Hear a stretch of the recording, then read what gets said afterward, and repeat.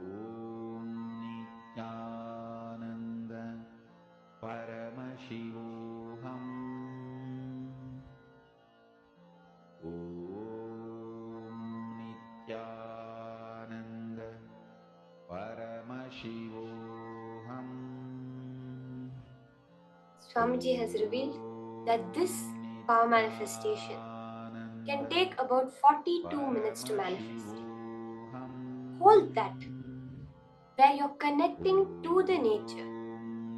You are experiencing oneness with the whole part of you, not just one part of you that you perceive as your body.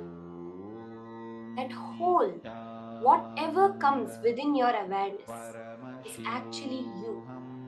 It has no independent existence the way you know it apart from you. If that cognition shift happens within you, just the heavens will shower, power manifestation will just happen. Chant the Mahavakya.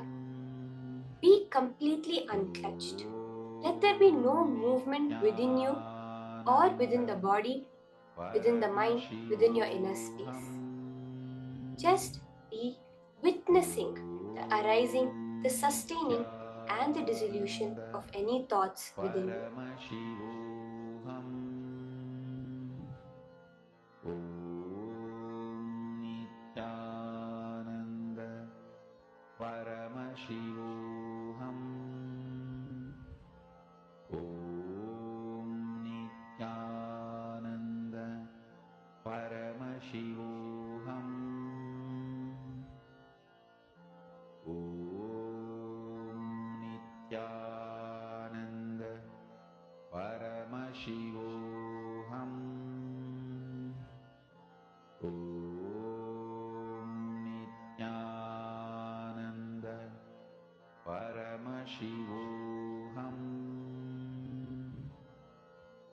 Om Nithyananda. Paramashivoham. Om Nithyananda. Paramashivoham. Om Nithyananda. Paramashivoham. Om Nithyananda. Paramashivoham. Om Nithyananda.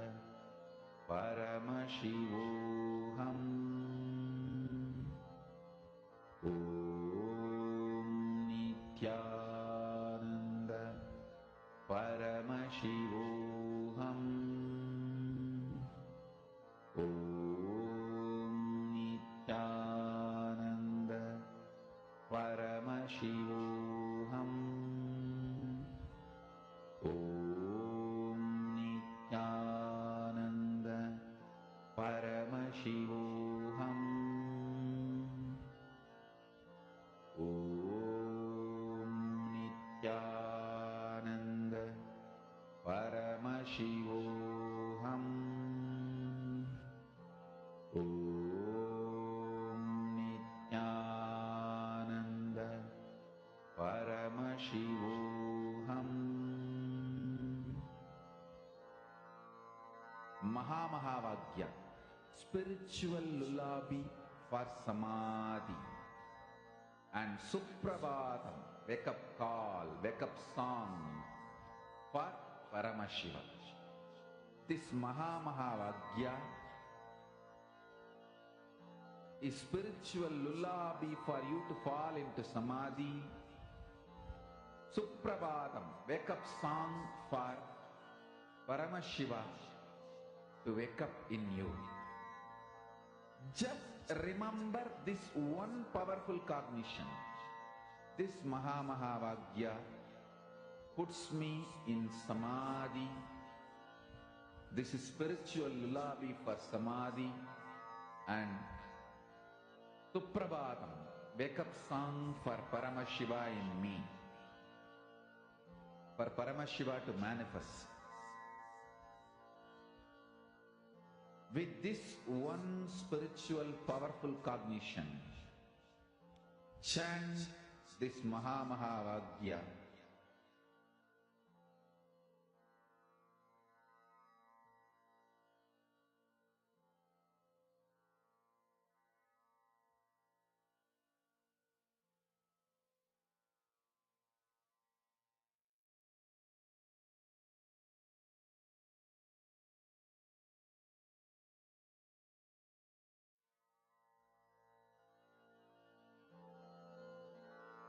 Mahamahavagya, spiritual lullaby for samadhi. And Suprabhatam, wake up call, wake up song for Paramashiva. For Paramashiva to manifest. With this one spiritual powerful cognition, chant this Mahamahavagya. Om Nithyananda Paramashivoham. Om Nithyananda Paramashivoham. Om Nithyananda Paramashivoham. Om Nithyananda Paramashivoham. Om Nithyananda Paramashivoham. Om Nithyananda Paramashivoham. Om Nithyananda Paramashivoham. Om Nithyananda Paramashivoham. Slowly relax. You can go back and verify now. Go back to the accuweather.com website. Take another screenshot of the manifestation. How has the weather prediction changed? And as I had mentioned, if you have someone physically there, you can ask them to take a picture out of their window to what is the shift that has actually happened in the weather. Swamiji always says that our focus is on the experience. So post whether what did you feel while you were doing the whole manifestation process? Intense coolness, intense heat. What were the shift, the cognition click that happened while you were doing the manifestation process? Every time you manifest, you have experienced that moment of being Paramashiva. So don't forget to celebrate, to get up, celebrate ultimately the manifestation of Paramashiva within you. That is the message you are sending to the cosmos. Give me more, because your only job here, as Swamiji says, Ekoham Bahushyamaha. One became many only to celebrate itself. With that, let's enter into the next session. Understanding about ultimate gratitude, the Sahasrara Chakra, Svarupa Ananda. Let us now hear the higher powerful cognitions from Swamiji on this subject.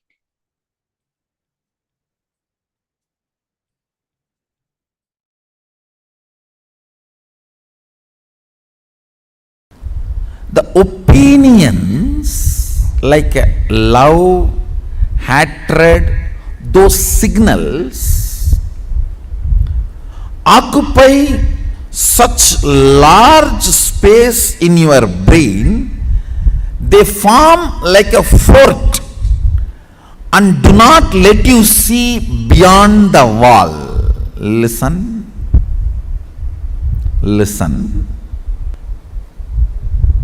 Seeing this world does not make you incapable of not seeing the other worlds. No.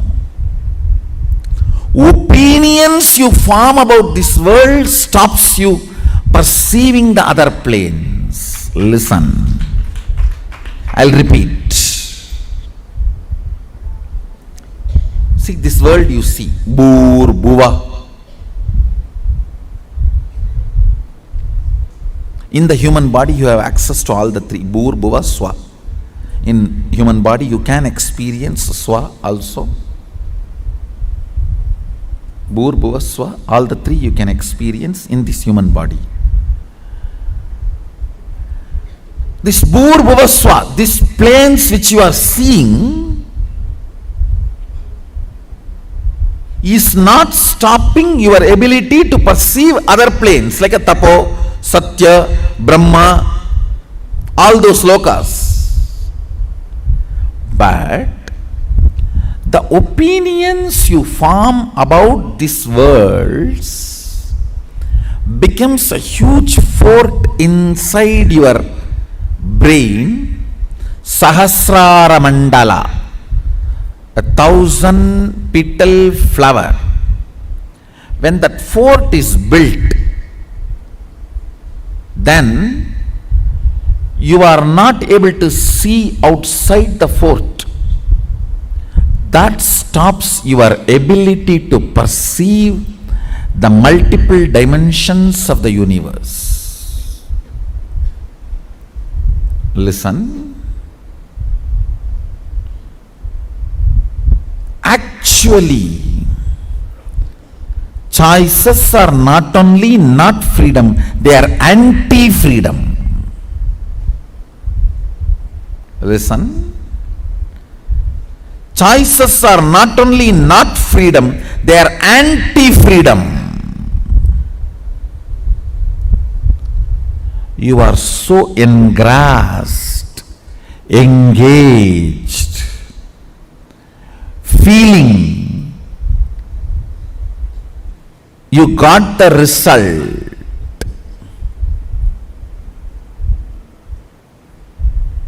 Because you do not know the way to check whether some stone is a diamond or a shining ordinary stone, you go on collecting your whole life something. Only when you are about to die, you discover a machine to check the diamond and you find out whole thing you collected is just faltu stone. Not even one is diamond.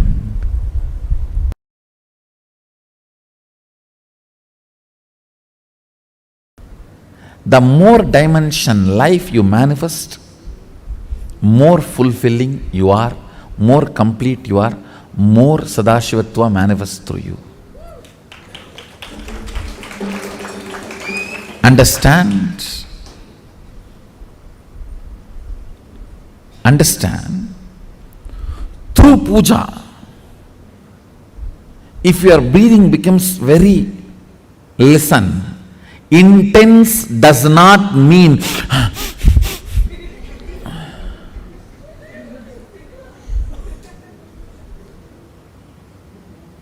through dance, getting intense will have a different physical expression.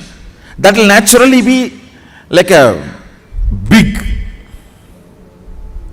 hyperventilation kind of a action. But through puja, when your breathing becomes intense, it will not be hyperventilation type, it will be deeper ventilation type. Like Sahasradala Pangaje Shagala Sida Rashmi Prabham Varabhayagarambujam Vimalaganda Pushpambaram Prasanna Vadanikshanam Sagala Devata Rupinam Smarechirasiyam Sagam Tatapimana Purvam Gurum. It's actually Dhyana Sloka for Guru. I can see very clearly Arunagiri Yogeshwara.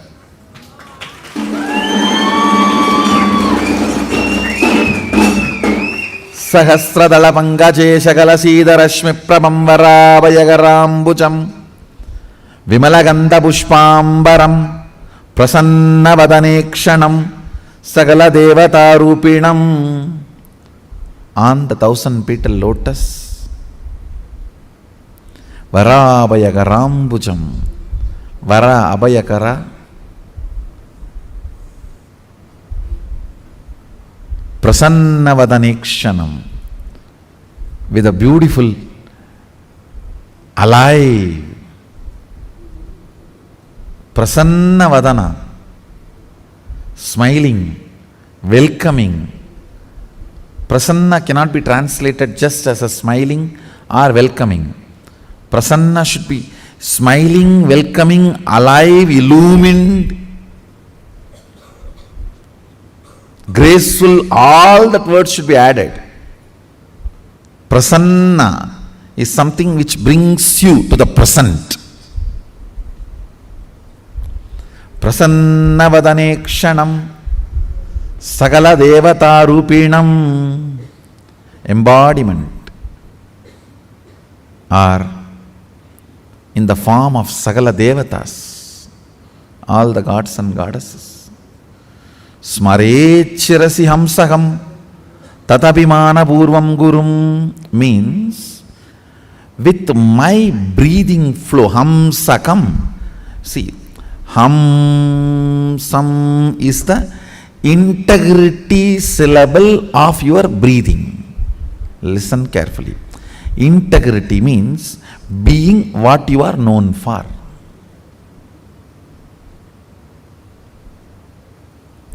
If a lion is known for something and it does that same, it is integrated to being a lion.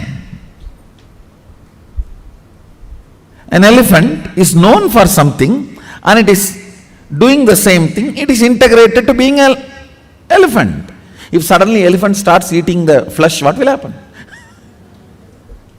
He is not known for it. If he does for what he is known, he is integrated to it. So, the integrity syllable of your breathing is hamsam. Hamsam. This hamsam is the ajapa japa mantra, unchanted mantra which gets chanted continuously by the integrity of your breathing. When your breathing gets into your system and comes out, the natural sound it makes is called hamsa. Hamsam. Understand?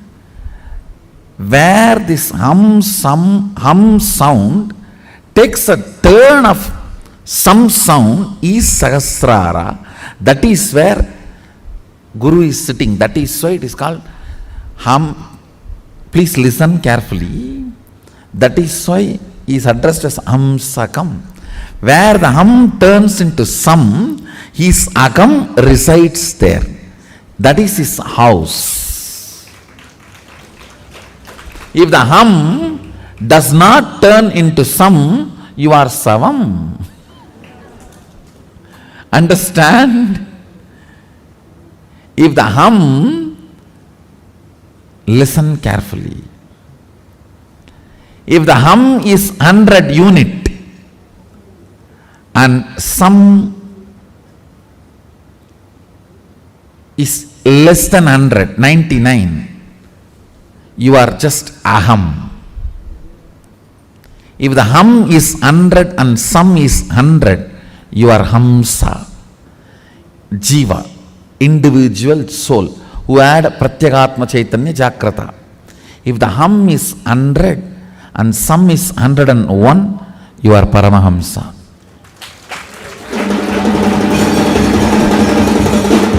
Listen carefully.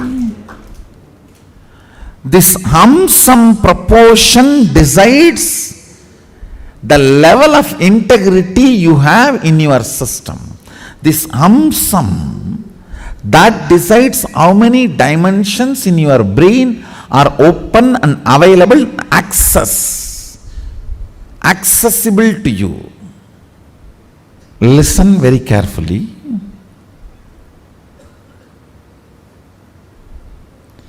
If this hum is 100, some is less than 100, you are in the plane of agam, human.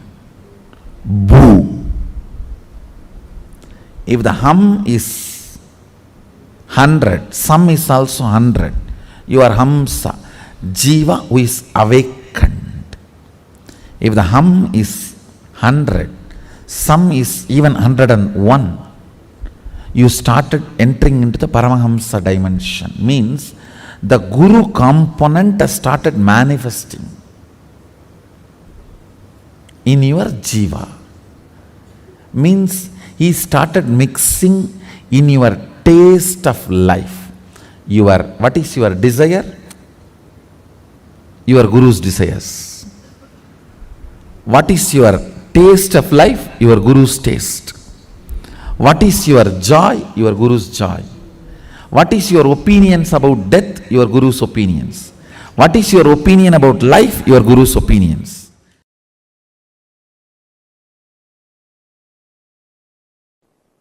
If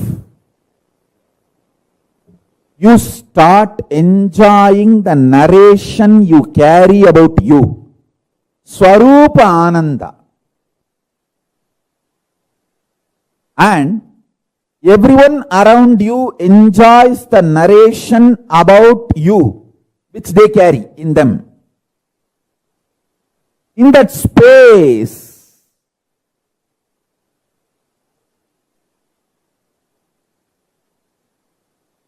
you manifest Sarvanyatva. Kailasa is the ecosystem to help you to enjoy the narration you carry about you. And everyone celebrates the narration they carry about you in them. You celebrate them, they celebrate you. In this kind of ecosystem, powers manifest just like that.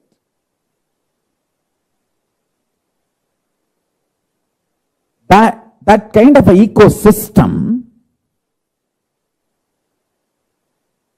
makes nectar flow in your Sahasrara chakra, in your crown center.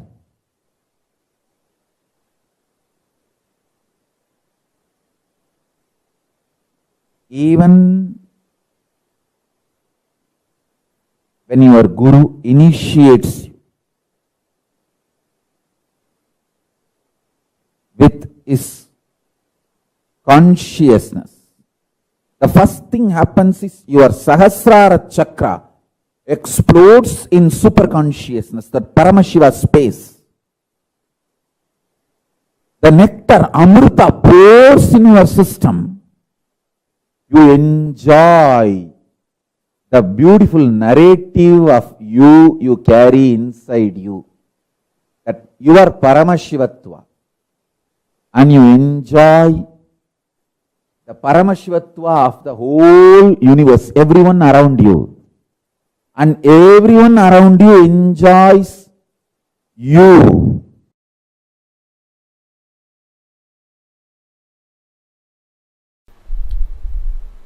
Let me come back to the subject. Listen.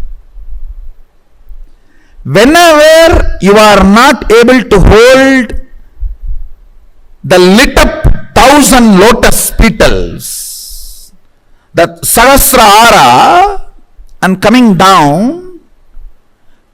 down only with prayer. Prayer will grow roots and push you back to that same higher electrical structure and chemical structure in your brain, to the Sahasrara. If you start analyzing, why am I not retaining?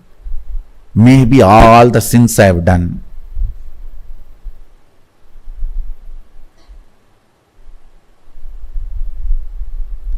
That is complete stupidity.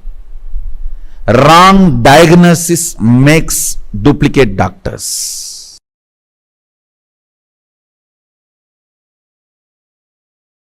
Listen carefully.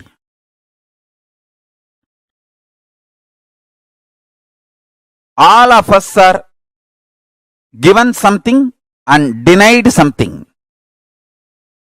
Nobody can say, I am not given anything. You are still alive, breathing. So that proves life is given to you. Naturally, even if you are richest man in the world, there are some things which is not given to you.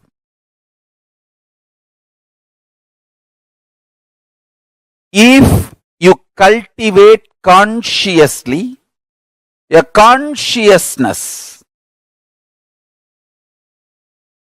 the inner space which feels grateful for whatever is showered, your biology is ready to give birth to great boons of life.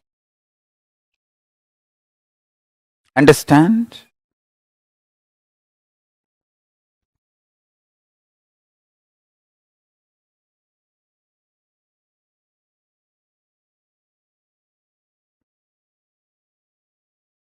Person who cherishes what is showered in the life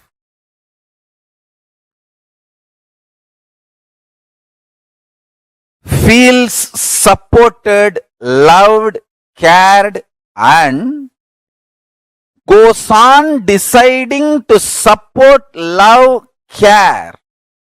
Understand? This space is heaven. I tell you,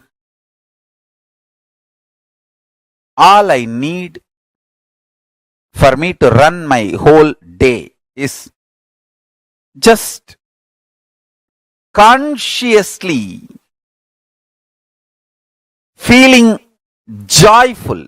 Those devotees smile, that's all. See, when I open the eyes from Samadhi and see the two-way, when I see all these people, that's all is my food. Nothing else is needed. No other food is needed.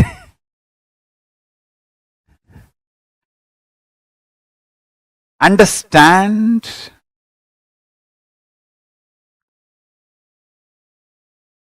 The biology you carry, inner space you carry, gives birth to your reality. If you carry the inner space, being grateful for whatever is showered in your life, you decide to go on showering with others. Understand, I tell you?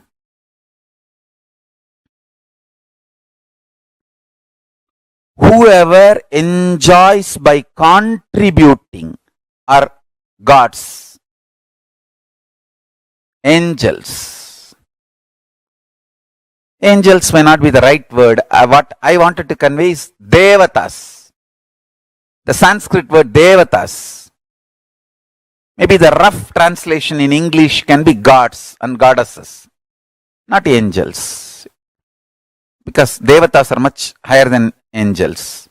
The concept of angels.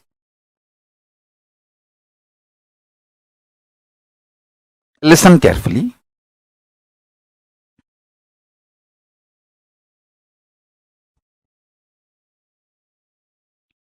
If you feel exploited, frustrated, you will go on vomiting poison, destroying, pulling down.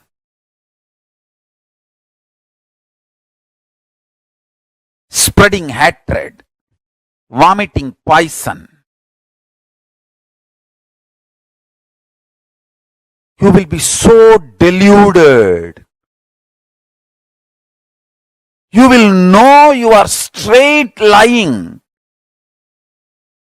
And you will believe it is perfectly alright. That is the worst delusion. That's the worst delusion. Money gets more money. Integrity gets more integrity. Laziness gets more laziness. Abuse gets more abuse. Joy gets more joy. Bliss gets more bliss. Sadness gets more sadness. What you work for, you get that. I tell you, listen carefully. I really tell you.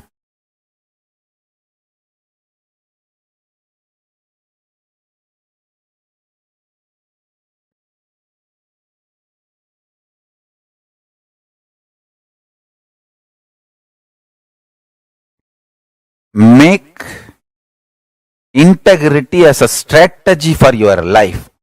You will attract such wonderful integrated people around you. Even if the non-integrated people come, you will know them just by their smell, and they will not be able to harm you. You know how to protect yourself, save yourself, and continue your service.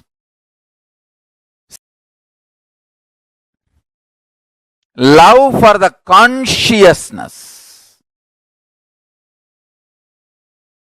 Love for the existence. Understand?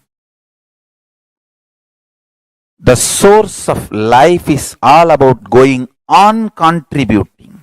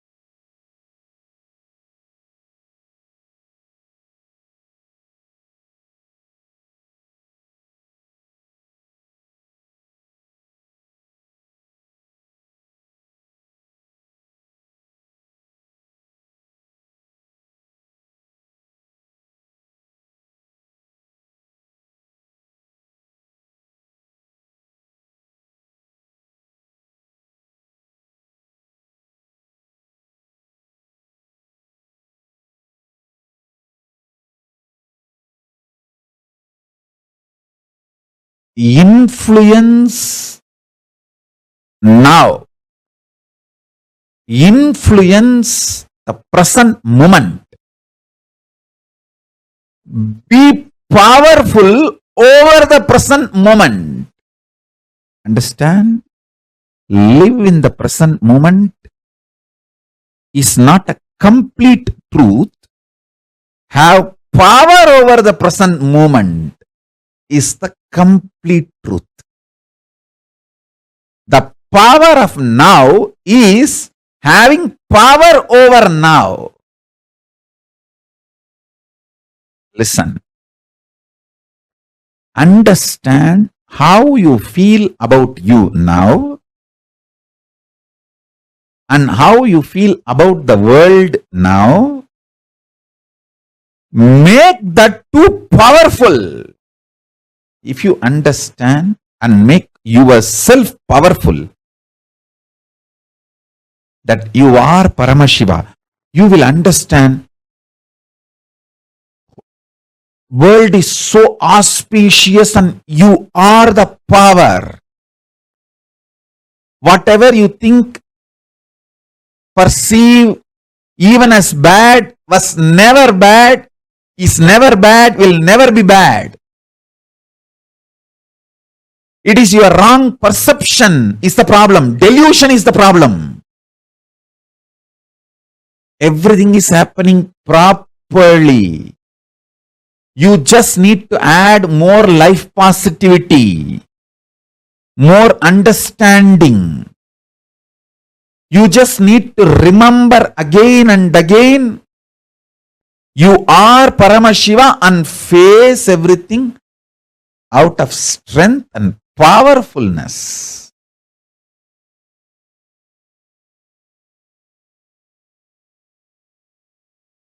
Now, the next truth, listen.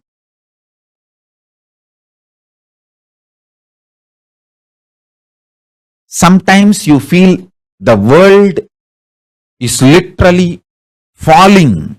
The roof is falling on your head. You are crushed. You are collapsed. The world is just, sky is falling over your head. That is what is reality, and you perceive that as a reality about world, and that reality, that perception about the reality collapses your perception about yourself, and you collapse. That is what you call everything is determined, fate, nothing can be done. Sometimes you feel, wow, what I want is happening. So your perception about the world is what I want is happening. And the reality, what I want is happening. Oh, then everything is free will. We have full freedom. Listen, both are of understanding. Determination or free will, both are of understanding. Sometimes when things happen as you want, you feel, oh, life is free will. Sometimes when you feel things are not happening as you want and the roof is collapsing, crashing on your head, and you feel everything is predetermined. Now understand this truth. I'll give you one more example. If you are standing with both the legs, that's the way you experience reality. You raise one leg, that is your freedom. After that, you cannot raise the other leg also. That is determination. So understand, the choices you already made are binding your future freedom possibilities. The choices you already made are binding your future possibilities. This is when you feel whether life is free will or predetermined.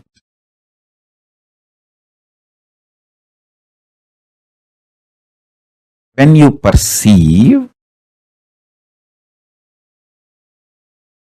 the happenings of your life is against your will and collapse inside you,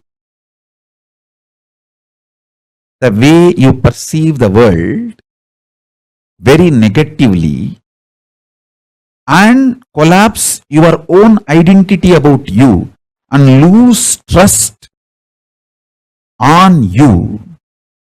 When this happens, whether you made earlier some choices or not, you will feel bound. You will feel life is predetermined. There is no free will. Life is unfair, injustice, adharma. It is all just might is right. People who have power, they grab everything. Nothing is right. It's all chaos. There is no order. And at some moment, when things happen as you want in the outer world, and your perception about the world is little better, you feel, the free will is life. There is a possibility. I can recreate, rebuild. Life has some hope. But please understand, both are of truth. Why even the idea of free will is of truth? Because you feel relieved, hope because of outer world happening.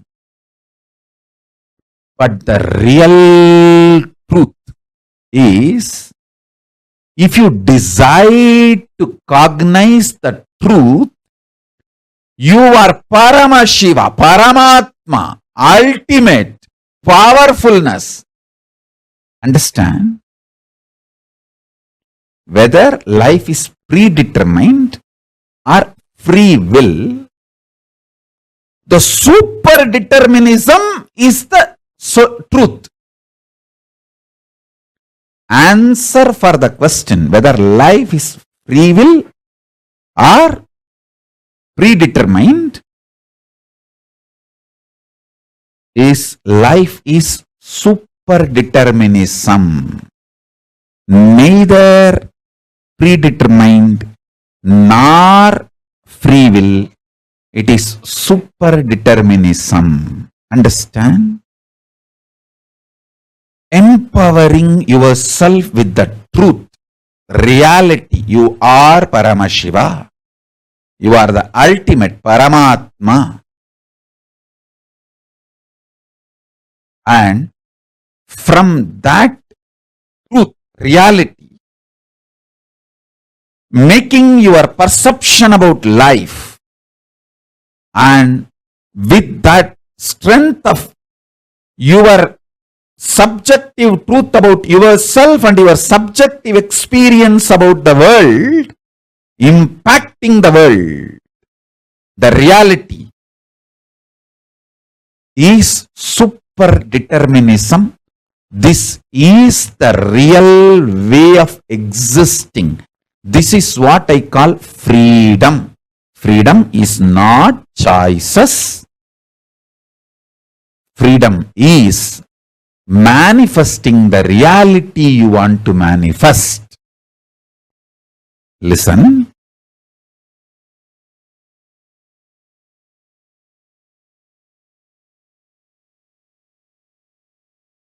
When you subjectively decide to cognize the truth, you are Paramashiva, you will see that super power of coincidence place in your life, and you manifest super determinism. I give you two methods for you to achieve the super determinism. One, deciding to cognize you are Paramashiva because that is the truth. That's the truth.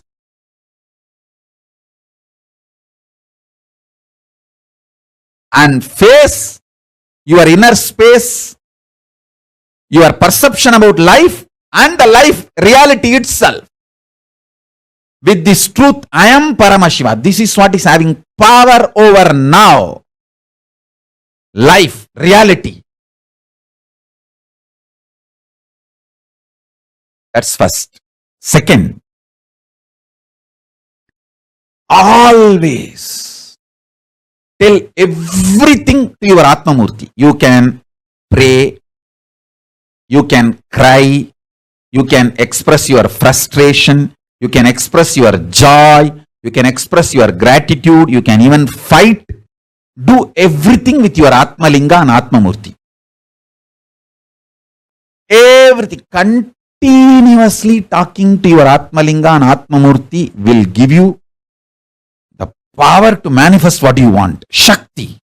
And Buddhi to change wherever you need to change. Above all, Bhakti. The romantic existence with cosmos. You will get all three. Constantly talk to Atmalinga and Atmamurti. Listen. Take these two as the method to achieve super determinism. One,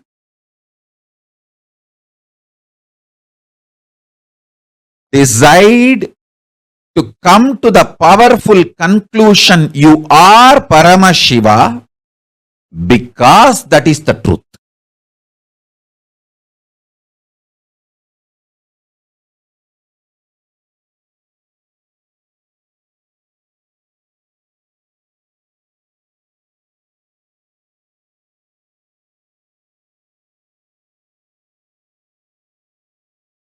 Om Paramashivoham. Om Nithyananda. Nithyananda Paramashivoham.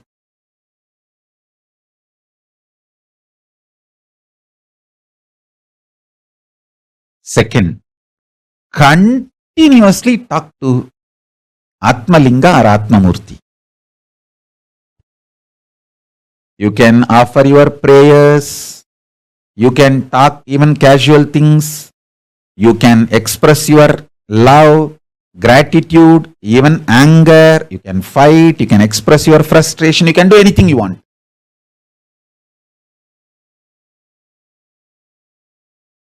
And I commit with you, I will respond to you immediately. I'll give you what you want. Shakti, to manifest your life as you want. Buddhi, intelligence to alter. If at all you need to alter somewhere your wants for your greater, better, complete life.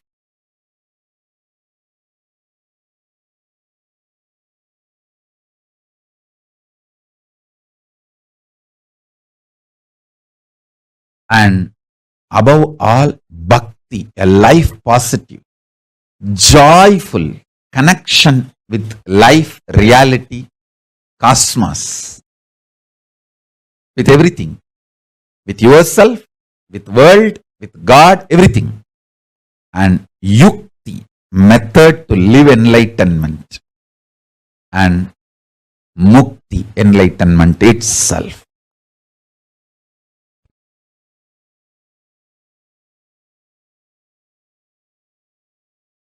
The true experience is when you decide you are Paramashiva, you get power over the now, present. The power over the present gives you the liberation from all these four different theories, theologies, philosophies, rational arguments, ideas, concepts. You experience tremendous powerfulness subjectively. Because of that powerfulness subjectively, the state of Paramashiva, that's what I call state of Paramashiva. Your subjective experience about the object also powerfulness, Parameshwara. Understand? I want to express these three words.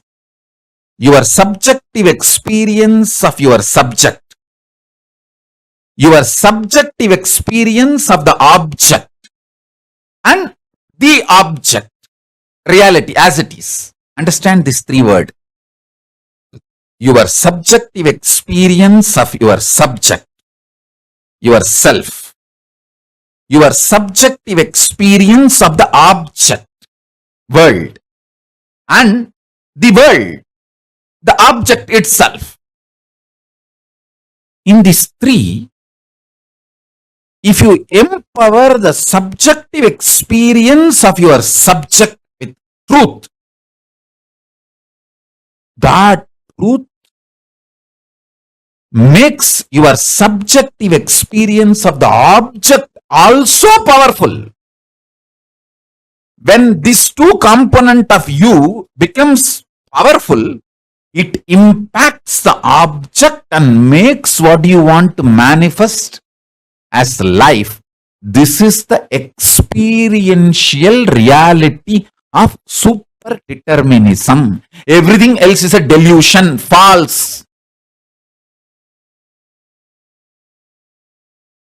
You cheating yourself, you deluding yourself with any kind of argument. No, what Swamiji says is the ultimate truth, but not for me now. Even that. Whether you are ready to understand or not, sun is going to shine and wind is going to blow. Everything is going to happen as it is. this truth which I described now,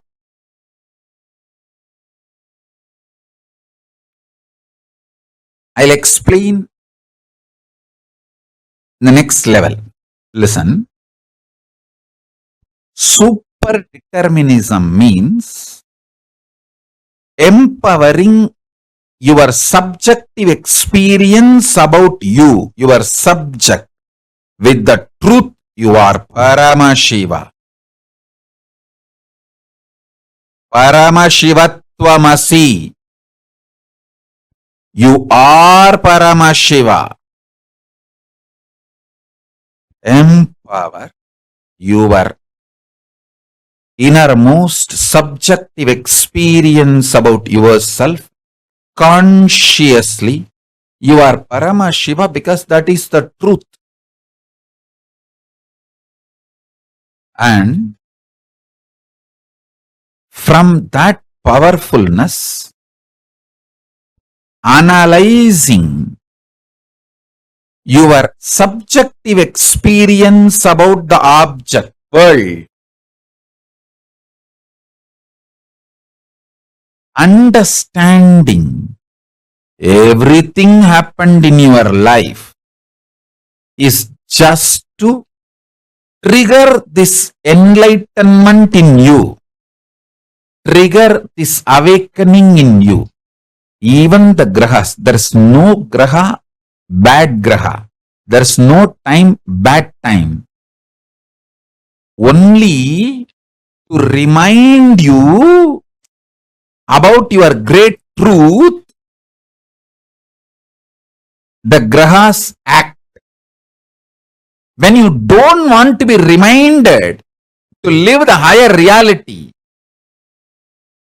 then no other way, the grahas has to make you understand. All grahas focus on awakening you. They are all working sincerely for your inner awakening. Understand?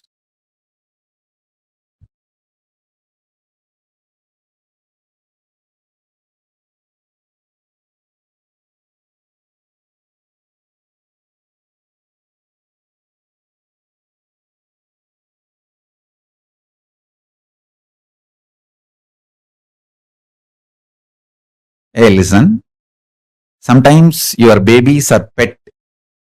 They go into kind of a trance mood when they listen to my satsang and just they settle down. You may be thinking they are sleeping. Even if you think they are sleeping, don't wake them up. It is okay. Just let them. Because they sincerely, intensely listen. If you are pregnant, the baby inside your womb listens to me sincerely. And the babies who sit in the satsang, they go to a kind of the trance, turiya space, and just melt down. You may be thinking they are sleeping. Even if you think they are sleeping, don't disturb them. Allow them to sleep. It's okay. I tell you, even the pets, when they come and sit for satsang and they just fall asleep, don't think they are falling asleep. Even if you think they are falling asleep, don't disturb them. They are in a trance. I can see very clearly in how many places that initiation is happening.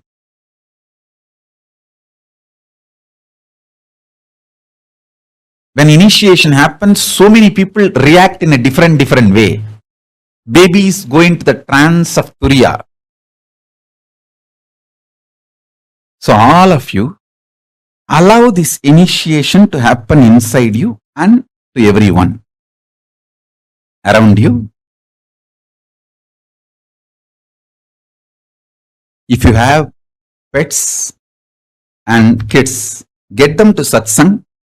Even if they sleep during the satsang, don't worry. Let them be there.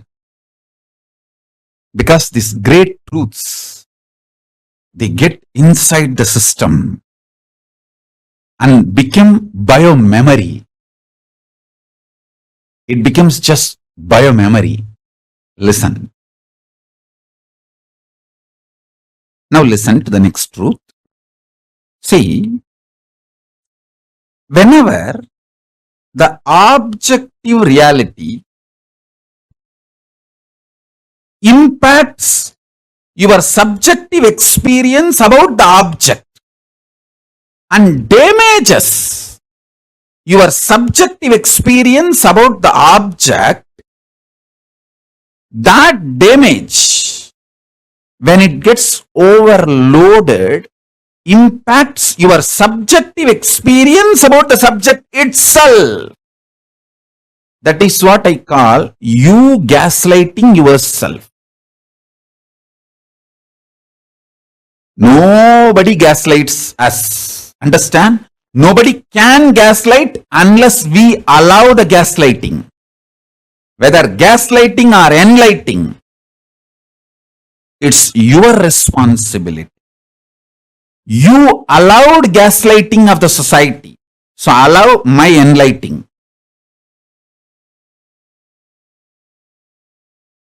Stop allowing the society's gaslighting, allow my enlightening. So listen carefully.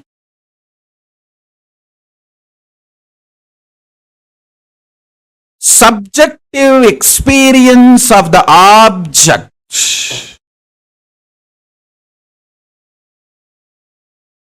should be impacted, impressed by the truth of the subjective experience you are Paramashiva, not by the objective reality so-called this world and your equations with this world.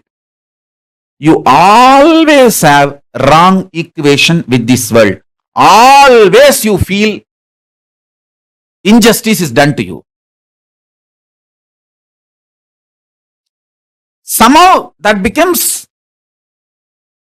default cognition. When you allow that pattern to get rooted in you, you damage your inner space, the subjective experience of the objective reality world. When you damage your inner space, that damage impacts your experience about your self. This is what I call powerlessness. Understand? You should know why you are not able to live in the present moment. Only then you can heal yourself and start living in the present moment. Otherwise, just teaching, oh, live in the present moment, live in the present moment. Nobody can live. Nobody can live in the present moment unless they understand why you are not able to live in the present moment. Listen.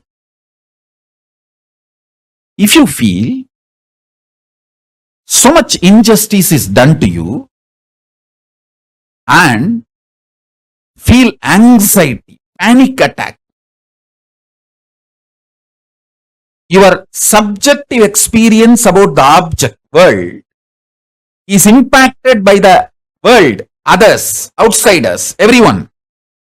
And if you feel so much of injustice is done, panic attack, anxiety, all that, be very clear, you cannot live in the present moment and you are going to literally commit spiritual suicide if you make decisions from that space. You are only going to destroy yourself more and more through any decisions you make from that space. First thing, stop making decisions from the pain, frustration, anger, violence, powerlessness of the subjective experience about the objective reality. Listen to that. Listen to this truth. More and more decisions you make out of the painful inner space, deluded inner space, the inner space which is hurt by the outer world, the inner space which you allowed to be hurt by the outer world, with the idea there is injustice done to you, or the subjective reality impacted by the objective reality, the objective world, due to sometimes you blame an individual person, or sometimes you blame a situation, sometimes you blame the ecosystem, sometimes you blame the whole world. Whoever you may find, blame or not blame, sometimes you will even blame yourself. Even that is wrong. Blaming yourself is not something cute. No.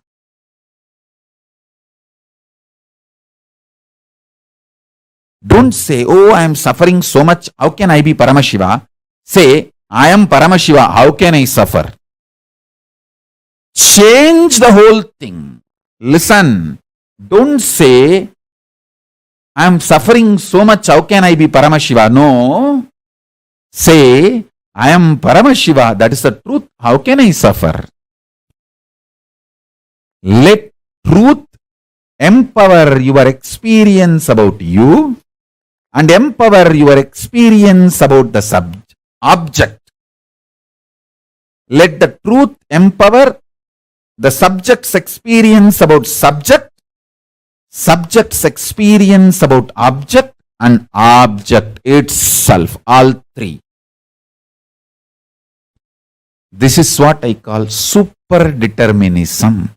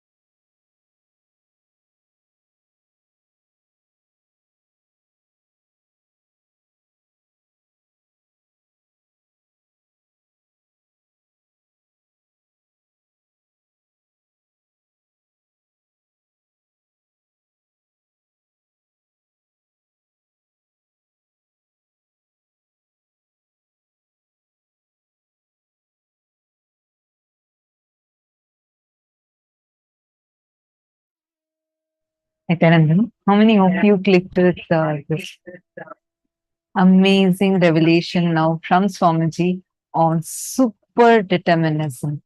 Life is neither predetermined nor free will. It is super determinism. How many of you understood this? This is such an extraordinary revelation, right? Like where Swamiji revealed to us about how you usually think whenever everything is going all right, we all think, everything is happening exactly the way I want it. But then when something goes like not really right the way we want it, suddenly we start feeling, oh no, life is actually my fate.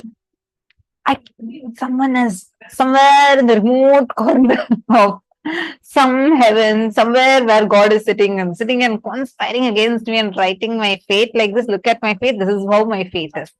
How many of you have thought like this before? Please raise your hands. We all keep thinking. We keep saying that, oh, this is all my fate. This is my fate. That is my fate.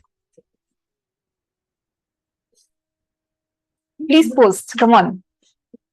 How many of you had this thinking or have had this thinking about either life, you think life is free will or you think life is predestined? You call it in various languages in different ways, but the essence would be something like, this is what God has written on my forehead and this is what is my life going to be like. Am I right?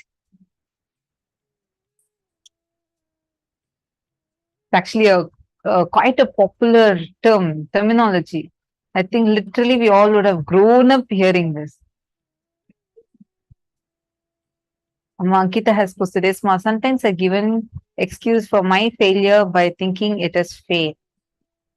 See, Ankit, actually, you don't even need to think in that much level. It's not just whenever we blame our failure to be fate, but we think that fate, when we use, it's like putting it on some other entity which we don't feel is, we don't feel responsible for it. And we also feel we don't have the power to change it. Yeah, understanding? I used to put all the unpleasant things in life as my bad karmas from previous life. So now all of you are seeing it, right? How all the time we blame something, and like we usually just say, this is my fate, what can be done? That nothing can be done. Nothing, how much ever I try, nothing can be done by me for this. Nothing can help me fix this. This is a generic thing that all of us carry, and we feel so stuck about it in our lives. Only if all of you identify where exactly you feel, you will be able to identify and understand what Swamiji is saying as superdeterminism. First, I request all of you to write, what do you understand as seeing your life as all predestined, fate? And curse, many times people curse God for it. Right? Anything that happens good in life, we'll say, oh, I achieved it. Something goes wrong, we all the time curse God and say, oh, why is God so sadist? Why does God plan only suffering in my life? All is, look at my friend. Even though I'm much more qualified than her, look at what she is getting, what he is getting. And say, this is what to do, this is what my fate is. And there are some people who say, no, fate like that, things don't exist. It's all your free will. You can choose your life. Neither of these are right, nor are they complete cognitions. There is something called as default future. Default past creates default future. And there is something called as your free will. But the free will word is a very shallow word. There's something more deeper called as the super determinism. That super determinism is what gives you the power to influence the reality the way you want to influence it. take some more time, because what we all listened to just now was such an extraordinary cognition that Swamiji has revealed to us. Where Swamiji explained to us about how nothing is, you can never put something into a box saying this is all, you know, like Ma Ankita had posted. Like, we usually blame our failures and say this is all my fate, what to do. Or what Ma Saroj posted. All bad karmas, he say, yeah, these are my previous Janma karmas, my past birth karmas. Actually, even there we feel like we are not even responsible for it. We feel like a certain distance, you only feel responsible for what you do in this life. How many of you are clicking with this? I just want first to request all of you, if you could all let me know, how many of you understand thus far? Please post yes in the chat if you have understood so far. Please take a moment. This is one of my favorite topics, because if we understand the science of superdeterminism, we will be able to influence the reality the way we want it. You will not be struggling, stuck with things saying that I didn't get an opportunity to do this, I didn't get that opportunity. And you think, oh, why I put this much of effort? If everything is about free will, my friend, he didn't do anything for it. He didn't work for this, he didn't work for that. How come he's getting so much more? Whereas I worked for it. I sat, I did so much of work, then I should have been getting it. Then why am I not getting it? So you feel like, okay, this is all, you know, fate, destiny. First understand where you are looking at life saying that this is free will, this is fate, and both of these making you powerless. Now let's understand what the superdeterminism is. Empowering yourself with the truth, the reality. You are Paramashiva. You are the ultimate Paramatma. And from that truth, reality, making your perception of life with that strength of your subjective truth about yourself, subjective experience about the world, impacting the world, the reality is superdeterminism. You cognizing you are Paramashiva. From that cognition, reality that I am Paramashiva, making the perception about life, not from the cognition that you are whatever identity you think yourself to be, but from the cognition, I am Paramashiva, you looking at your life from that, and with that strength of that cognition of your life, from this subjective experience about you, subjective truth about you as Paramashiva, subjective experience of reality, the experience you're having of reality, you impacting the reality is superdeterminism. How many of you understood this? I wanted to share with all of you. There's like one experience I had, which is very strongly related to this, I feel. So I'm going to be sharing that. First, I'm going to request all of you to type this one cognition and please share it on Facebook. I'm going to be projecting this for all of you. Take a few minutes. Just the first definition that all of you are seeing. Take a moment and please type that down. Then we'll be going further into this. Take a moment.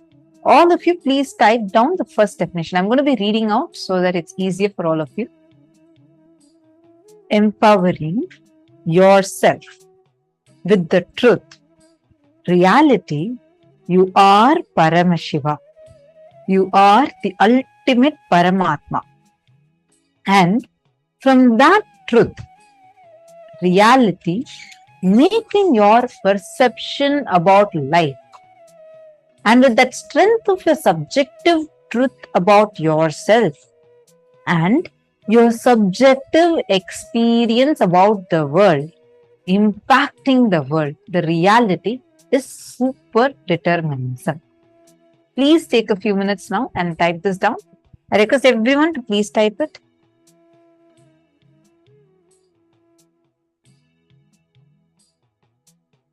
All the participants, please sit up. I request all of you to please kindly settle down. This is an important session for today's initiation.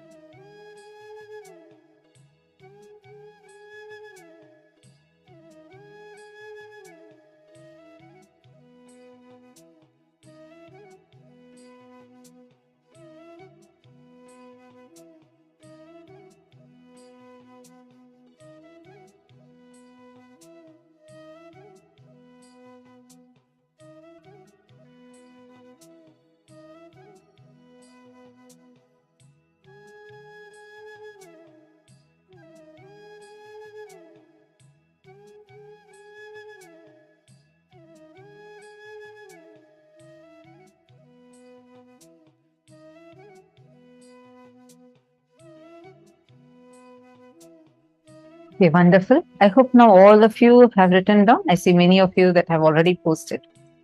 Great. See so many of you who have already posted.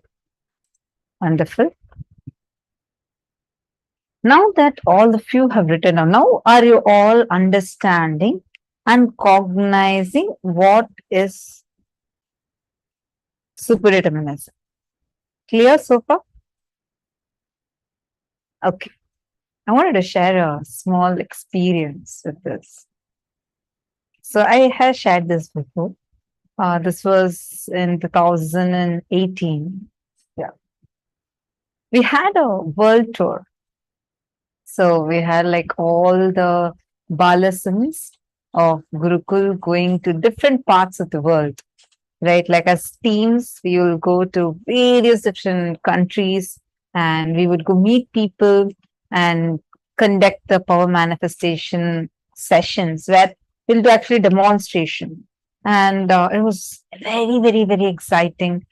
Kids as young as 8-year-olds, 9-year-olds, 10-year-olds, all the way, like everybody, like the whole Gurukul was going to different countries like Malaysia, Singapore, US, Canada, many countries like this, Mauritius.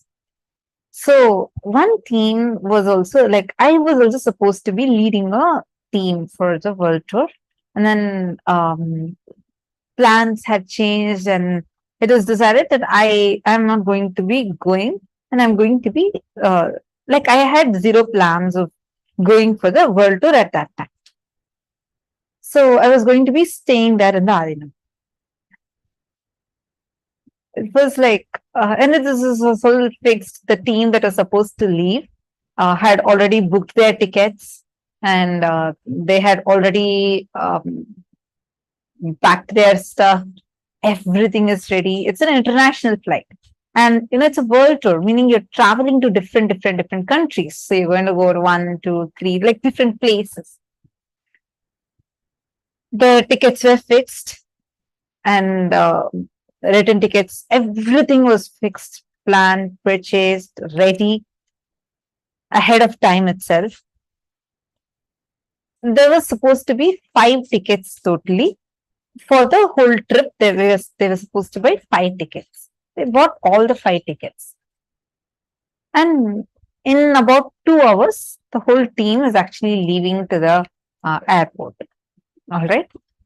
They're all ready. The taxi is going to be arriving. I mean, they've taken the car is loaded, and everything is ready. Just 2 hours before, the plans suddenly change. I'm supposed to now be joining this world tour.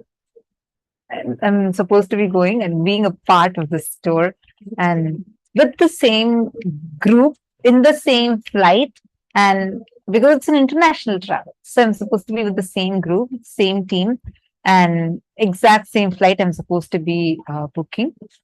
Suddenly the plans all are changing, and I was like, God, how am I going to be doing this? There's like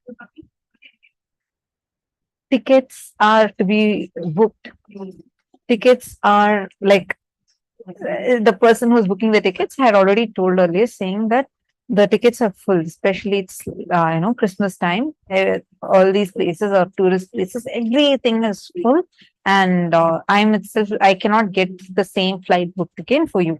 And if at all you need, you have to wait for at least 3-4 days for the next thing to at least you could catch up from the other countries that they're going. I was like, no, I have to go with this, and I got to go with the same thing because I had to go in the same flight along with all of them, and I cannot miss out on this. I had no other option. We opened the website and checked. These planes did not have tickets at all. All are full. Then I sat and I still remember all these guys were packing the stuff. They're about to leave. Like time is ticking and they're almost going to go now to the airport. I had nothing ready for me. I had not even put my luggage together. First, I wanted the tickets. I went and sat in front of the laptop the link was open wherever we booked the tickets, right? And I just held my mala, chanted Mahavakya. Just this one cognition, there's such a strong cognition in me that the moment I connect to Swamiji, chant Mahavakya, definitely it will change. I was like so sure. The person was booking the tickets, he was like getting really anxious. He's saying, no, I got to book a lot of other tickets. And if you're sitting here, it's going to delay because anyways, I'm very sure it's not available. He opened and showed me all the 5 links. He opened and showed to me. He showed that none of them have any tickets available. You can see here, and all that same airlines, it's not available. It's all closed. I chanted Mahavakya, and I said, I just felt strongly, okay, refresh now. My cognition inside at that time was, it was very, I didn't even have a little bit doubt. I felt so strongly in me. Literally, reality will change right now. Like I just declared, I felt like Swamiji is the one who's giving any of these things. He'll change the reality. So I told the person who was helping with the tickets, I said, could you please refresh now? He went and he refreshed.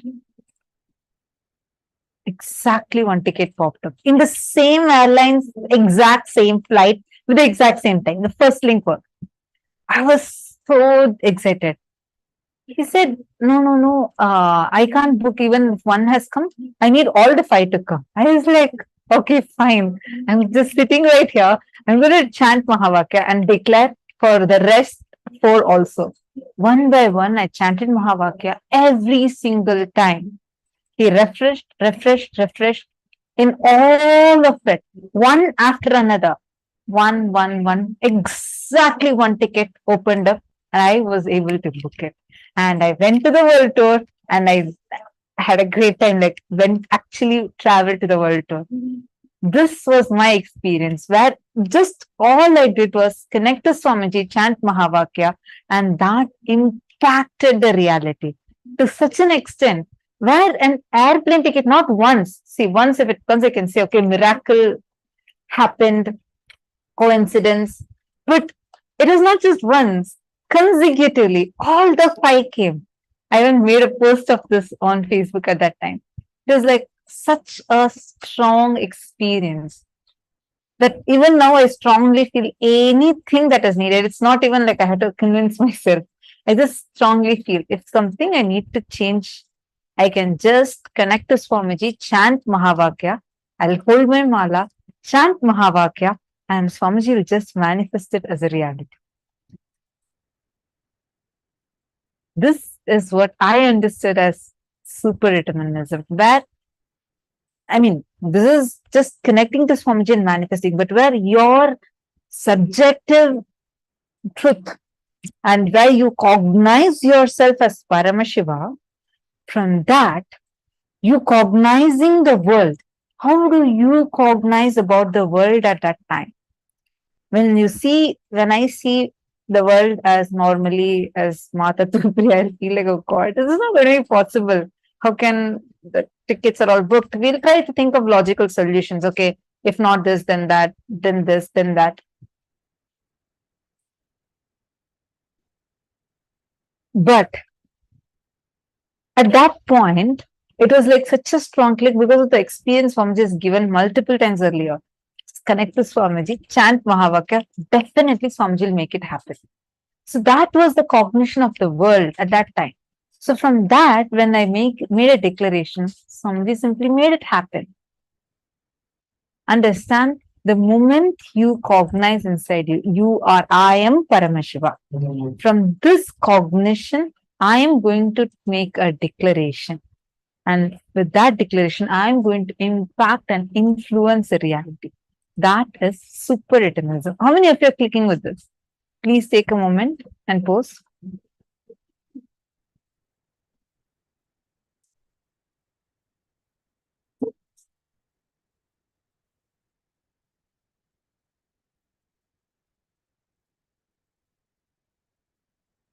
Yes, great. How many of you feel inside of you now that anything you need, you will be able to actually change it. For example, the actually many kids in Gurukula has seen them do this. Whether it's connecting and playing with nature or changing something, changing the things outside, you don't need to work on it externally, but with just your strong decision and will, you'll have the power to impact, influence, and change the reality. Now, let's understand this a little more deeply. Now, take a moment and cognize inside of you, what is this super determinism? Understand, freedom is not choices.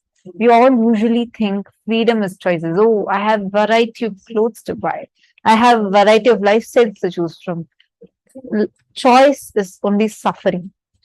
Freedom is manifesting the reality that you want to manifest. What are choices? Even if you have 100 choices, you're limited within those 100 choices. But freedom to manifest is you deciding, declaring what you want to manifest, the way you want to manifest it, and actually manifesting it. Freedom. See, life is neither free will nor predestined.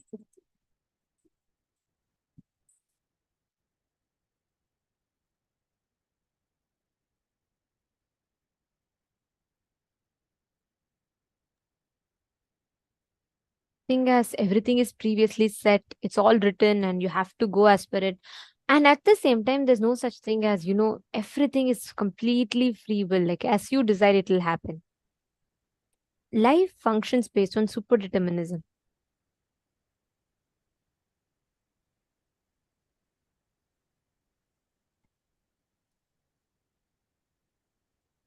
The truth is, if you decide to cognize that you are Paramashiva, you are Paramatma, the ultimate, the powerfulness about you. From that subjective truth, if you understand your perception about the world, impact the world, that is called super determinism. All the issues, all the problems that we have, if we just connect, if we just understand the significance of what our will is, are we going based on free will or are we going based on our perception of fate, what is predestined?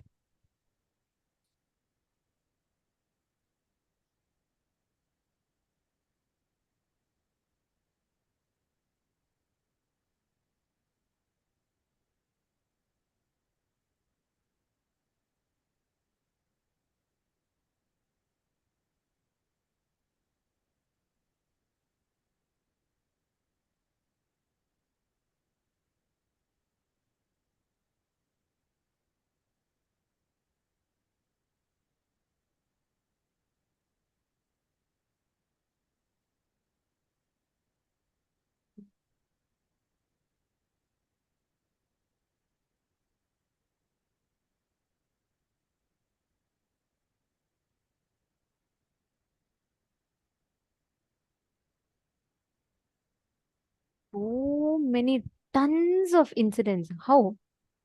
What we think, many times we will think, oh, just because it is not happening the way I want, oh, everything is fate, nothing is under my control, better let me just leave everything. We start making decisions completely contrary to our life's purpose. And the whole game of life that we are having is all within this. There is actually, if you see in India, right, there's a very there's a tradition that they follow where in front of Ganesha deity we will break stones. Sorry, we'll break coconuts. Sorry. And if you see these people, they'll say, oh Ganesha, if you make me pass in my exam, I will break 100 coconuts for you. If they fail in the exam, they break the Ganesha himself. We either take it to the extreme of breaking 100 coconuts or we take it to the other extreme of breaking the deity itself if it doesn't manifest. But both are wrong. See, always life does not manifest, is not bound to manifest as per fate or as per your free will. Every truth, whenever you cognize you are Paramashiva, the reality of life that you manifest, that is your subjective truth becoming objective reality. There's a very beautiful story from Hindu Puranas about this. There's a great sage called Rishi Markandeya. He's eternal. He's one of the few people who are immortal, who never die. If you see his story, right, it's a very beautiful story. His father, Rishi Markandeya's father and mother, they're great rishis. And they are doing tapas for a long time. And they want they want a child. And they all are they're very deep devotees of Paramashiva. And the rishis' names is Mrikanda and Manaswini. So Mrikanda and Manaswini are Rishi and Rishi Patni, and they're all like extreme devotees of Paramashiva. Okay, so they say the only thing in life, they have everything. Their only desire in life is to have a child. For a long time, they remain childless. So they pray to Paramashiva. They do intense tapas. Paramashiva is very happy, and he appears and he says, okay, he tells you, as you wish, I will grant you a child. They're all extremely happy. Then Paramashiva says, but on one condition. I will give you a child who will live for a long time, hundreds of years. But he will not have any devotion to me, and he will not have any intelligence. He will just live a normal human life. Or I will give you a child with highest intelligence, and he will be a great devotee of mine, but he will live only for 16 years. The parents were in a fix. On one side, they have the option to have a child, their only desire in life, to have a child. They have an option to have a child which will live for eternity. But he will not have devotion to Paramashiva, the very purpose of their existence. And on the other side, the child is going to be highly intelligent and extremely devoted to Paramashiva, but is only going to live for 16 years. The parents are in a fix. They don't know what to choose. Then they decide, nothing is important than Paramashiva in life. If my child is not going to be connected to Paramashiva, I don't want that child. So they say, Paramashiva, even if my child lives for only 16 years, I'm okay with it. Please give me a child that has devotion to you. That's all matters. Paramashiva says, all right, tatastu. He tells, remember, you will have a child born on the 16th birthday. By the end of the 16th birthday, the child will leave the body. The parents are extremely disheartened, but they say, it's okay, whatever, come what may, let's face it. And the child is born. They name the child as Markandeya. And the child is extremely devoted to Paramashiva. He worships Paramashiva and he lives like he soaks himself in the worship of Paramashiva. And then he does puja, everything he does, and he takes up various responsibilities. And he's highly intelligent. The child knows it is going to be, he grows up, 15 years pass by, and the parents are so deeply attached to the son. They become so attached to the son. They love him a lot. He takes care of the parents so beautifully. And he is going to turn 16 the next day. And the parents are extremely suddenly sad. Markandeya is surprised. He's like, what happened, father? What happened, mother? What is happening? Why are you all suddenly so sad? Then the parents tell Rishi Markandeya that, look, when we got you, when you were born, Paramashiva gave us two choices. We chose you. And tomorrow's your 16th birthday. You're going to be leaving your body. Then Markandeya is shocked for a moment. He says, if Paramashiva told I will leave my body, then what else? I will go to Paramashiva only. I am ready. Till I leave my body, the last moments of my life, I want to spend with Paramashiva. Markandeya decides that. So on the 16th birthday, he goes, he cuts the tree, firewood, everything, brings for his parents, attends to all of their needs. It's 16th day. He has to go. As per the law of his life, as per Paramashiva, the fate, the destiny written to him, he's supposed to leave the body. 16th birthday, he's sitting and he starts chanting, Trayambakam yajamahe shugandhim pushtivardhanam urvarkamiva bandhanat mrityormukshiyamamritat. He very beautifully composes shlokas on Paramashiva. He goes on chanting, chanting, chanting. He makes a Shivalinga and he sits in front of the Shivalinga and he's chanting. And what happens? It is time. There is in Hinduism, the Yama Dharma he's the responsible, he's the person who's accountable to come and take the souls. So when people have to leave the body, he himself will come and he'll put the noose, the pasha, and then he will take the life. So that he'll remind the beings that, your purpose is done, your time is over, come on, time to go to your next birth, next body. So Yama is responsible for that. Yama Dharma comes, he's seeing Markandeya is doing puja. So first, sometime he's trying to wait, but then how long? He has to maintain his integrity, right? If someone has to die, Yama has to take. It's the law of the cosmos. So Yama is waiting. This Markandeya is not finishing the puja. Then Yama says, no, come on, it's time for me to take you and come. Markandeya, he, out of his love, he's a small child, a 16-year-old boy. Out of his love, he goes and hugs Paramashiva. He says, oh Prabhu, come, you take me. Like that, and he goes and hugs Paramashiva. What happens? By then it is time. If Yama delays putting the noose, that means he's missing his integrity. It's like a whole thing, right? It's a whole mishap in the dharma, in the whole Kala Chakra, the flow of time as per his destiny. Here it's a question of destiny, free will, and the whole game is between that, right? What is the destiny? What is the what is the fate, and what is the free will? So then Yama says, come what may, I have to take this boy. There's no choice. So Yama when Markandeya is hugging Shivalinga, Yama takes and puts the noose.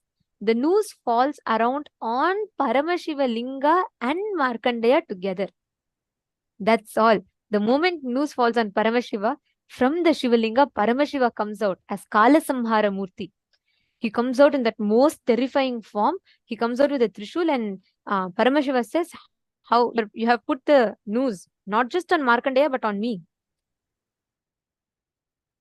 Then Yama says, Prabhu, you have law of light. He told the fate of this boy is 16 years old, supposed to come. Markandeya is hugging Paramashiva. He's not leaving Paramashiva. Paramashiva, very beautifully, Swamiji explains this scene so beautifully. Swamiji tells, at that moment, see, what Yama is doing is not wrong. As per Dharma, Markandeya is supposed to die. It is Yama's duty to come and take Markandeya. But the free will of Markandeya does not want to go. Fate versus free will. At that time, Markandeya prays to Paramashiva. That super determinism, his prayer, his feeling connection. He didn't go, his free will was to live. He wanted to live. He wanted to serve. He wanted to continue connecting and enjoying Paramashiva. But that free will, the super determinism is what is him connecting to Paramashiva.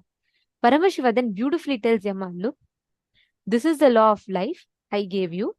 So I'm going to remove you, means remove your life, reprogram your life with the upgraded software, the upgraded law, and I'll reinfuse life back to you. That is what is Kala Samhara Murti, the one that kills time itself. Paramashiva, just for that 16-year-old boy, Paramashiva himself comes, he kills Yama, and he tells, from now onwards, when I say kill, I mean he takes a life, puts it on himself. Paramashiva merges Yama into himself and upgrades Yamadharma's software, saying, from now you have to take the life of everyone on time, exempting my devotees. Anyone who connects to me, when somebody is worshipping me, when somebody is connected to me, you cannot touch them. He gives us upgraded instruction. He upgrades the whole niyama, the law of the life and flow of life. And he gives life back to Yamadharma. And Yama is like, Prabhu, he's like falling at Paramashiva's feet and he's saying, thank you. And then he understands and then he leaves. Now Markandeya is there, 16 years. Paramashiva looks at him and says, just because of your integrity, I am giving you a boon that not just you will not die, you will eternally be 16. You will always be 16, eternally 16, and you will connect to me. To this day, Rishi Markandeya lives He is alive. There is a temple where he regularly worships Paramashiva. There are tons of this thing. Of course, he might not be visible to our naked eye in today's world. But to this day, Rishi Markandeya lives. He's done so many great compositions and amazing things.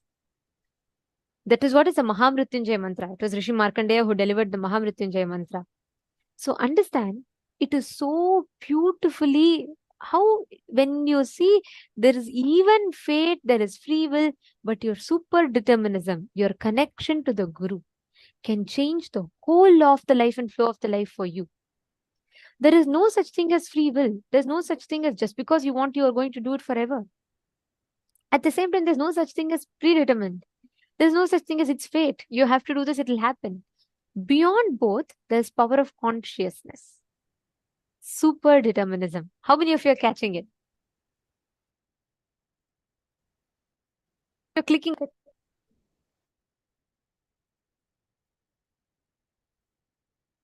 I see.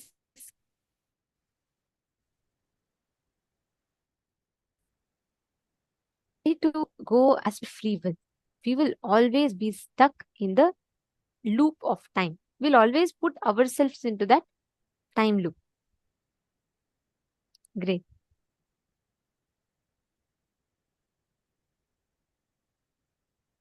Okay. Ma Mahaganeshwari. You've asked a question. Just heard part of the sentences from Swamiji's revelation that you both, your both feet stand on the ground. Freedom is you lifting one foot and the other foot standing on the ground. What is the super determinism for this instance? Is that you have to have one foot standing. Okay, understand. That's actually an example Swamiji gives to explain about delusion, where we don't see the actions that we do and the results of that action. It is like you yourself decide to raise one leg and you hold on to that raised leg. Without releasing that raised leg, you want to now raise a second leg also. And then you feel like, oh, why am I not able to jump? The only solution for this is to have a super conscious breakthrough where you want to fly. But the thing is, you have to understand where exactly, why you are not able to do something. You have your actions have certain results. The actions that you do, excuse me, the actions that you do have certain results which is going to come no matter what. But you have the free will to be able to change and choose which leg that you want to raise or which leg you don't want to raise. Super determinism is understanding that you are Paramashiva, not just that you can change which leg you want to raise when, but you have the ability to have a super conscious breakthrough to be able to raise both the legs and even fly or jump the way you want to. But it comes only from the cognition. As long as you think you are limited human being, you won't be able to do that. But when you cognize yourself as Paramashiva, for example, normally we think we cannot do third eye reading, or we think we cannot do consciousness over matter, right? But now you see, you are able to do the power of consciousness over matter. Right? With your will, you can move something. Was it possible for you a few years back? No. Why? At that time, that was a limited cognition from which we approached the reality. But now, knowing that anytime I am connecting to Swamiji in oneness, that the initiation Swamiji has given to me, I can definitely be able to impact the reality the way I want. Let me sit, and from that oneness, let me chant the Mahavakya, and I can move the matter. Am I right? Isn't this the cognition upgraded now? See, the cognition upgrade that you're having, and from that cognition, you having the ability to impact the reality is super determinism. the jumping example where holding on to one leg and trying to raise the other leg and like struggling and complaining, oh my God, why can I not raise the other leg? You're holding on to one leg. If you raise the other leg, it'll fall. That's the fact. First, we need to come to the fact so we understand where we are stuck in delusion. As long as you're stuck in delusion, you will not be able to jump or fly or do anything. But super determinism is not just coming to fact, but you having the ability to establish yourself on reality from the cognition, I am Paramashiva, let me impact my reality, where I'll declare and actually levitate. That is it. Power manifestation science comes. Are you understanding now? There's Another beautiful story of a pandit and a milkmaid. So there's one says a pandit, and he has every day for his puja, he has a milkmaid who has to come and deliver the milk. So she has to come from the other banks of the river, and she has to cross the river to come and give the milk every day for his puja. This pandit was a very arrogant guy. Means he thought he knows everything, and he thought he's very smart. And it was just dry knowledge. He only had the knowledge, not the experience. And Swamiji calls these people as dry Vedantis, who will have only the knowledge, just go on reading, but not applying and experiencing these principles in their life. So he was one such fellow, and the milkmaid had simple, innocent surrender. So she comes one day. Because of heavy rain, it gets very late, and the pandit is waiting for the milk. She comes very late, and she reaches the house of the pandit, and pandit asks, how can you come so late? Do you not know I have to worship? I have to do the puja. She says, sorry, sir, but I was not able to make it on time because the river was flooding and the boatman I had to wait for the boatman to come to ferry me across. So the pandit said, what are you talking? You ignorant woman. You don't know. Just by chanting the name of Hari, people can walk on the water, and you are telling like this. So many people have crossed the ocean of samsara chanting the name of God, and you can't cross a small river. You must be joking like that. And he just scolds her and mocks her, and he goes off. But for this woman, she's so much in surrender to the existence, to life. She takes that as ultimate truth. She says, oh my God, if people can cross the samsara sagara, the ocean of bondage, chanting the name of Hari, then why can I not just cross the small pond? She says, what the master said is true. Let me take this, let me try it. And again, next day, there is heavy flooding, even more intense than the previous day. So Pandit is sure she will not come. But he hears a knock on the door, and he is surprised when he goes and finds. He's surprised to see the milkmaid standing absolutely on time. Now he's taken aback. Yes, how come? Today's flooding more than yesterday. How did you manage to find a ferry person to come ferry you across the river? She says, what, master, just yesterday you told me that, just chanting the name of God, people cross the ocean of bondage. I chanted the name of God exactly like you told, and I walked on the water. Because he only had knowledge, but not the experience, even he could not believe what he spoke. He was like, what? Are you really telling me, or are you trying to make something up? She says, no, master. I'm really telling you, I will not lie. Then Pandit says, come on, show me, demonstrate in front of my eyes, then I'll believe you. She tells, all right, what is the big deal? Come to the river. She takes him to the river. She just chants the name of God. She just chants the mantra, and she starts walking on the river. This Pandit is shocked. At the same time, he becomes more arrogant. He says, even a silly, foolish milkmaid, after listening to my advice, she is able to walk on the water. I am a great scholar.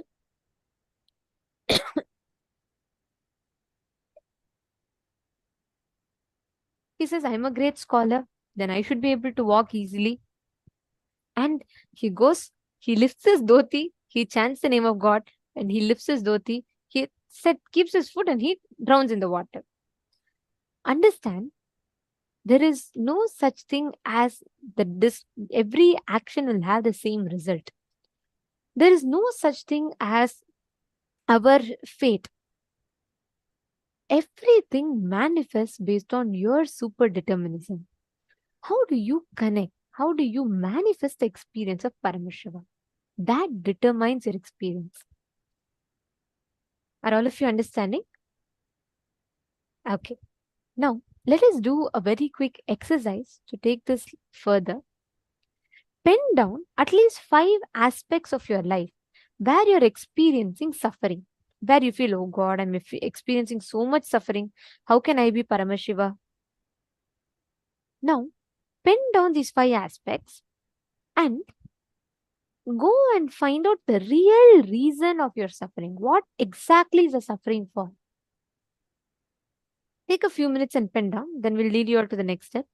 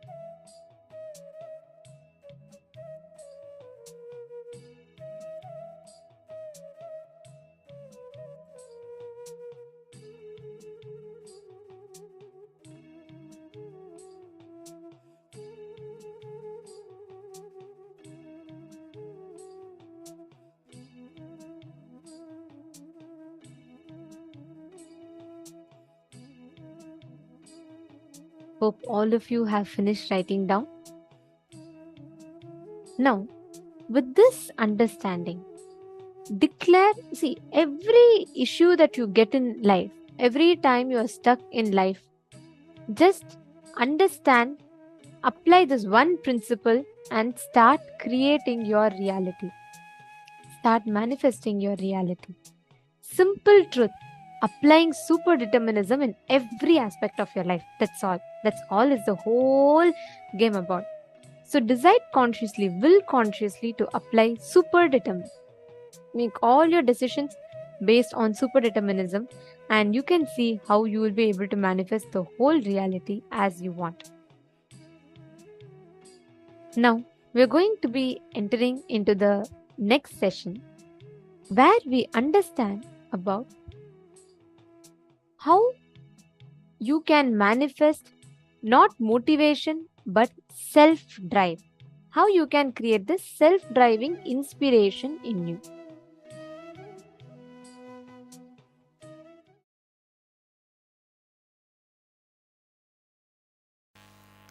Please listen. Today I am going to only speak on one subject. Context of Advaitic activism. Listen. 3 fellows were working on a stone quarry. All 3 of them were breaking stones, chiseling with a chisel and hammer.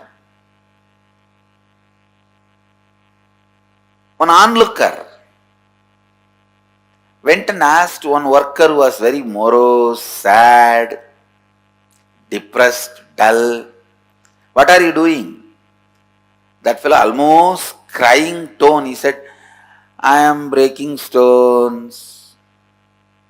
Next guy, he was not blissful but peaceful. This onlooker went and asked, "What are you doing?" "I am making a pillar." Third guy, very blissful, brisk, energetic, a real Nithyanandite. The onlooker went and asked, "What are you doing?" "I am building a temple." Understand? All 3 of them are doing the same project, same work. All 3 of them are doing same project, same work. Clear? All 3 of them are actually working under the same contractor.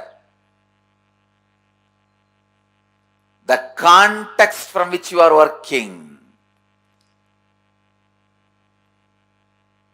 means knowing the larger vision.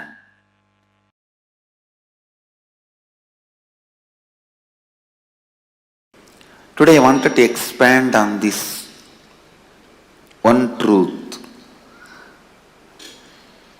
Hridaya Guhya Tahara Vidya. In all of us, please listen, in all of us,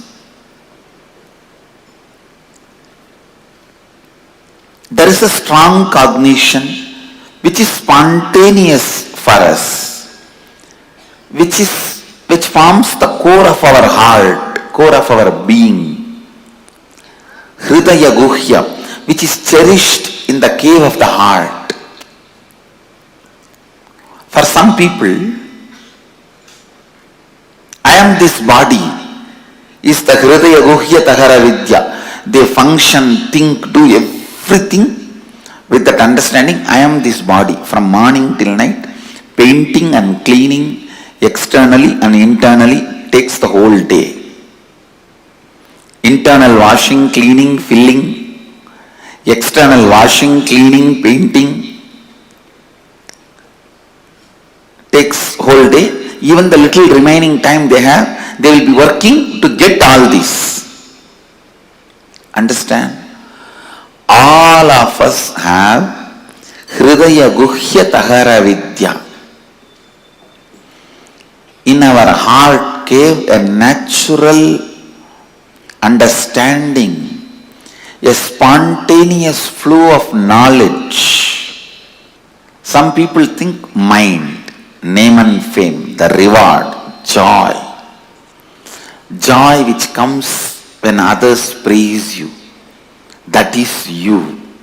If that becomes your Hridaya Guhya Tahara Vidya,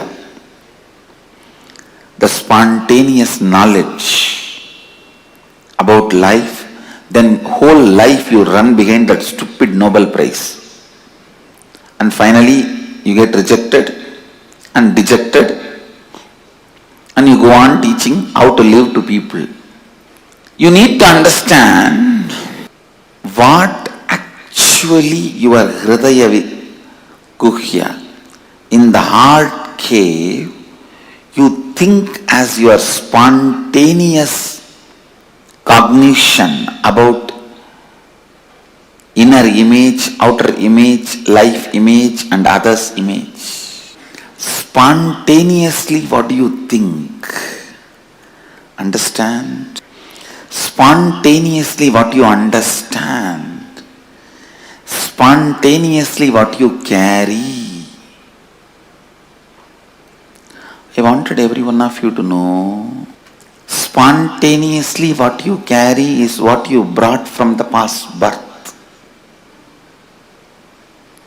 That is what you brought from the past birth.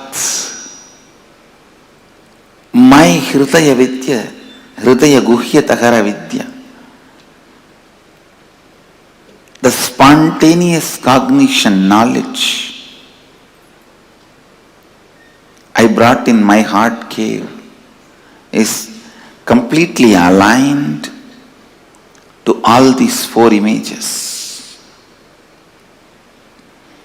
Completely aligned to all these four images. Aligned to all these four images. Listen.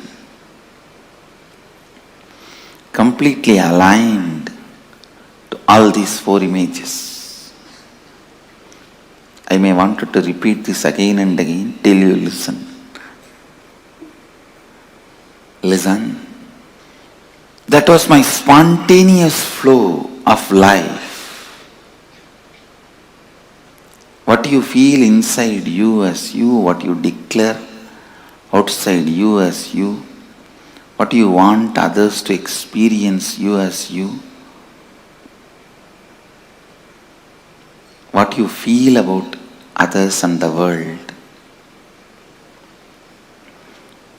Aligning all these four to best and constantly, please listen, the life happening in you, every moment you feeling I exist is like energy. To whatever you want, you can infuse that life into it. If you constantly think, I have so much of SDHD, I can never be successful, more and more you associate yourself with that, that becomes alive. Understand? In the beginning you may not be able to change what happens outside, but you will be able to always change what happens inside. So decide, even for a few minutes, you will not empower, energize the concept that you are a failure, you are struggling, you are. Few days before, one of my Swami was telling, I complete and get out, again I fall back, and complete and get out, again I fall back. You want to enjoy this personality. You are enjoying this space. You want to empower this idea of I rise and fall, because you must be enjoying the effort, hard effort you are putting. Understand? Hard work is nothing but ignorance. You don't have intelligence to do the smart work. You are stupid enough not to do the smart work. What you do is called hard work. And if you enjoy hard work, nobody is going to say no, but you are stupid.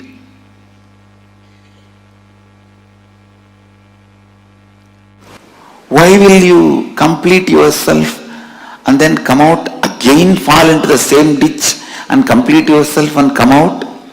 Because you empower that cognition. I am struggling, sincere, seeker.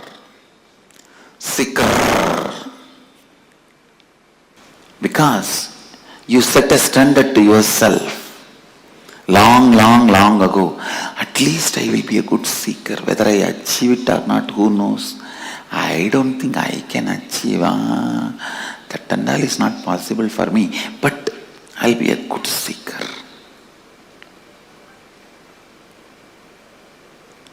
And maybe that is the way you will try to get others' attention. See, I am struggling and coming out. But stupid thing, nobody is ready to listen to your struggle. Understand? How much ever you try to decorate your struggle, nobody is ready to listen to your struggle unless you win the game.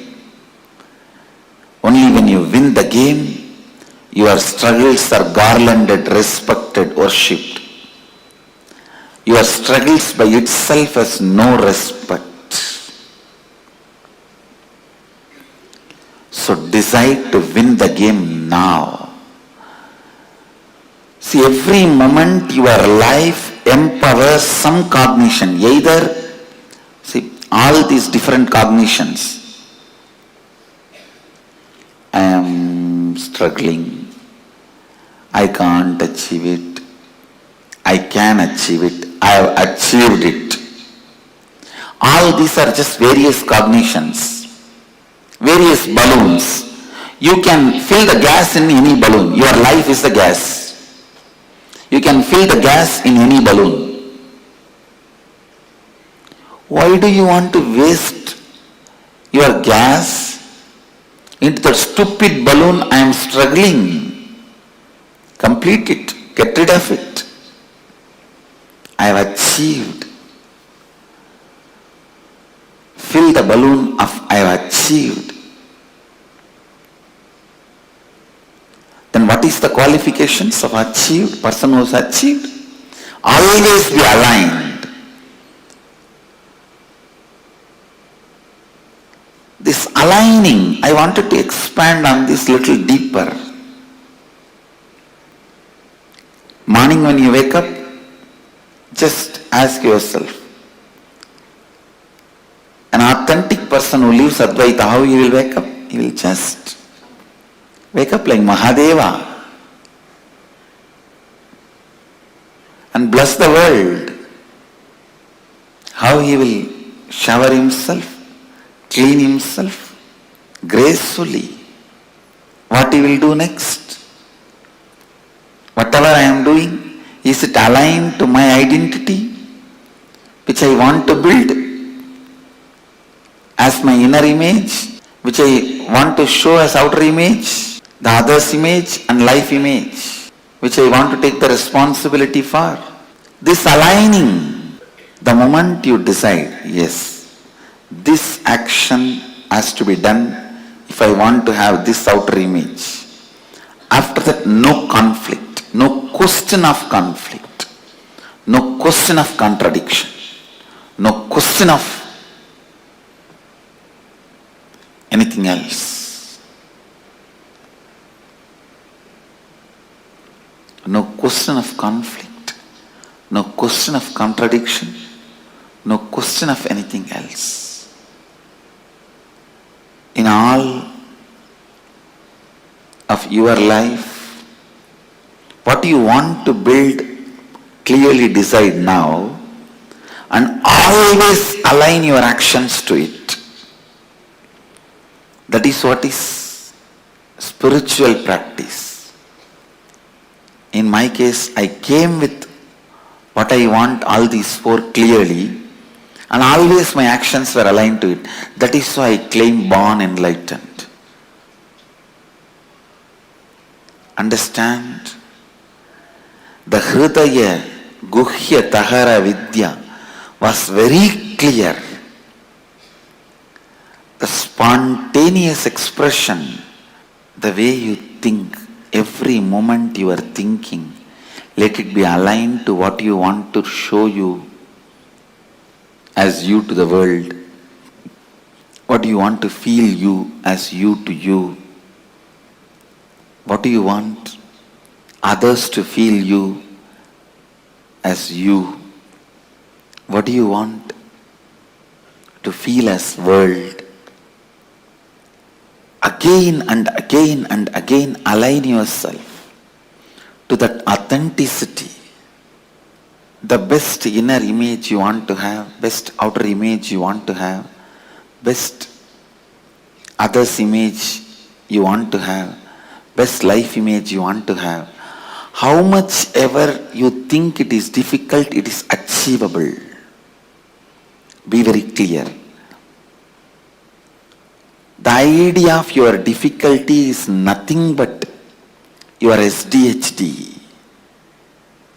See, the mirage water need not be drained for your car to go in the road. The summertime, noon, mid-noon, you will see the mirage water in the road. It literally looks like a large water body in the middle of the road. Do you need to bring big motor pumps, pipe and drain the water for your car to drive? No. You just need to understand it is illusion and drive. Same way, your SDHD, you don't need to be struggling with it. You just need to know it is your SDHD and drive. I tell you, anything can be given up in the life. Anything can be lost. Not one thing. That is self-driving motivation. Just if that is maintained, everything is done. The high self-drive, in anything you take it up. The high self-drive is life. Not having the high self-drive is death. That's all. That's all is life. Whenever in your life you lived with high self-drive, you are alive. Whenever it was lost, you are dead. Whenever you had high self-drive in your life, you were alive. Don't remember the moments of money as important moments in your life. Don't remember moments you have been rewarded, awarded as the important moments of your life. Don't keep those stupid photographs of your graduation, your lottery winning in your house as your important moments of the life. No. When that stupid cap was put and that certificate was given in your hand, you become intelligent. Don't keep that as a memorable moments of your life in your house. Whenever you had a high self-drive, those moments are the most memorable moments of your life. Keep them as the memorable moments of your life in your house. I tell you, high self-drive. Don't keep that stupid marriage photograph, your graduation photograph, all that as the memorable moments of your life. Your first baby, you bought a new house, first house. All these as the memorable moments of your life. No, all this happens as an accident. The high self-inspired drive moments you had in your life, those moments, memories of those moments, achievements of those moments, it might have been as simple as you took the lawn mower and mowed your whole house, whole lawn.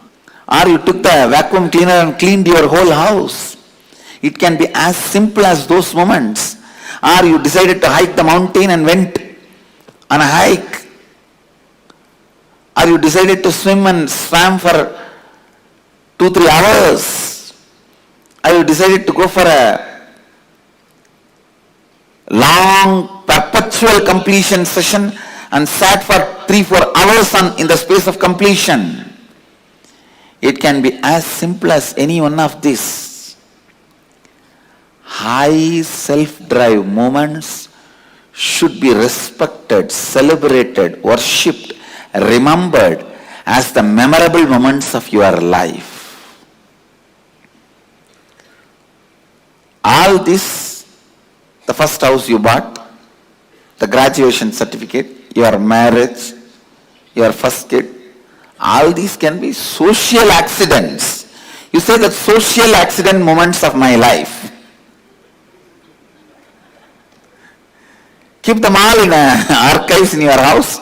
Social accident moments of my life. But only when you were living in the high drive. It can even be in your office without bothering about what money is going to come or anything. You just sat for 10 days and finished a project. Those moments, high self-drive moments, get them as the memorable moments of your life. Get them as memorable moments of your life. And they are only memorable moments of your life. They are only memorable moments of your life. They only need to be repeated. Understand? The moments need to be repeated in your life is the high self-drive moments. Not for money, neither for reward or for any other things. Just out of self-inspiration. The dharmic high drive moments you had in your life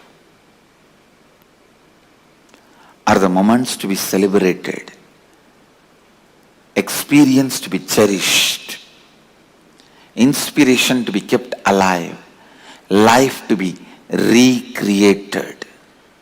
Please understand, again and again and again see how you can become more and more authentic to your best inner image, outer image, life image, others image. Understand, any doubt you have, any idea you have, you cannot achieve that 4 is SDHD.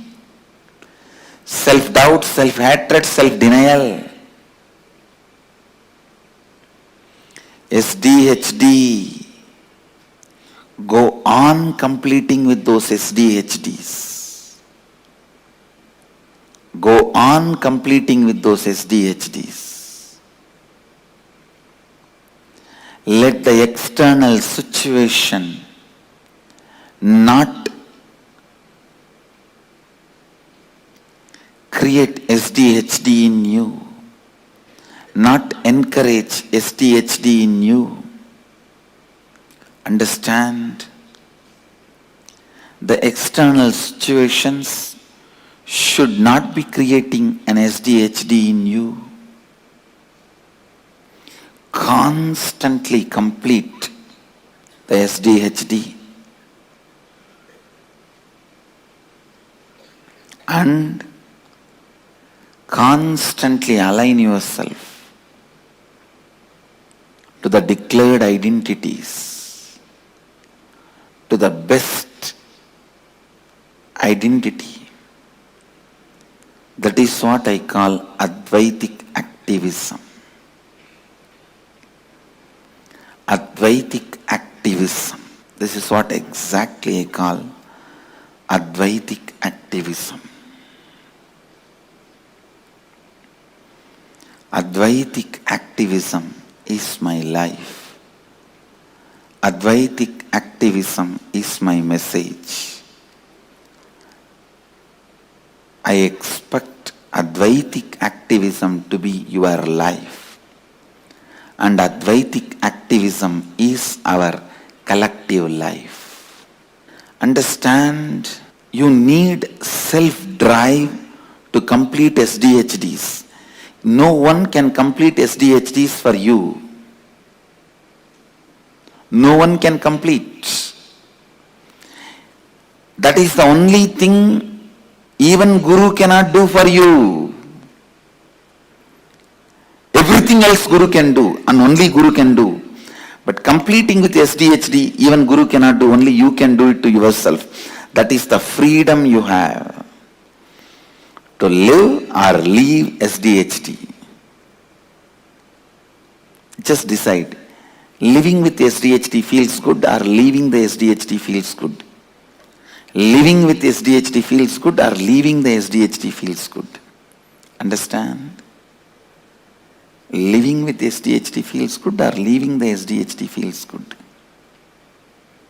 Completing with SDHD, only you can do it to yourself. Again and again and again, demanding authenticity from yourself. Again and again and again, asking for authenticity from yourself. I tell you, if you retain your self-driving inspiration, whether you are grihastha or sannyasi, doesn't matter, you will become enlightened. If you lose your self-drive, whether you are a grihastha or a sannyasi, be very clear, you will be a failure. It is SDHD that matters. If you complete SDHD, you achieve it. If you are suffering, struggling with it, your life becomes hell. It is SDHD that decides whether your life is going to have the self-drive, enlightenment or not. SDHD is like a cow dung. If that is dumped, even the diamond will be covered.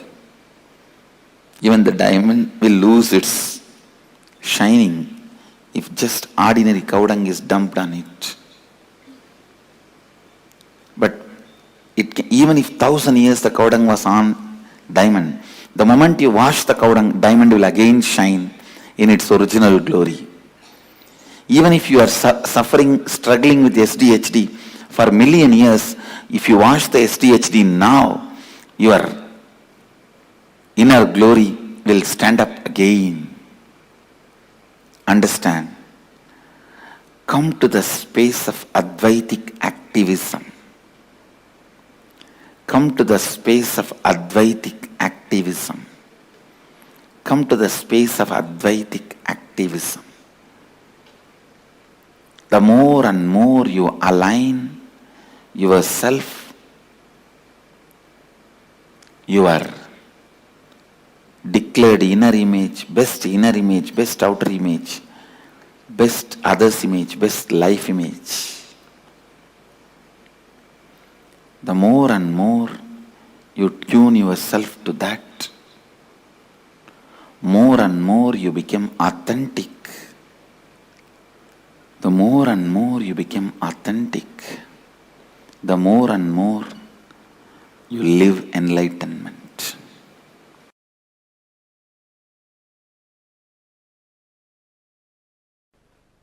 Please understand,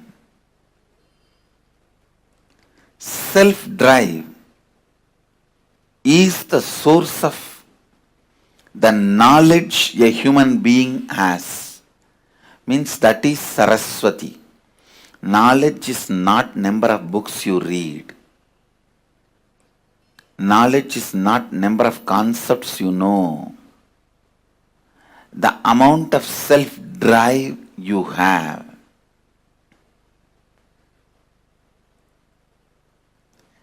Understand, giving a right context to the self-drive is only the job of Saraswati, knowledge. When there is a right context, the self-drive never gets dried up. If it gets dried up, it is from the wrong context. It is the lower level pleasures. It is not self-drive. Self-drive which gets dried up is from violence or from greed. Please understand, the self-drive comes out of fear and greed, gets dried up just in few days. Giving the right context for your self-drive is the job of Saraswati. All the knowledge, the reason for all the knowledge, reason for all the books, reason for all the knowledge transmission mechanism is to give you the right context for your self-drive. To give the right context for your self-drive.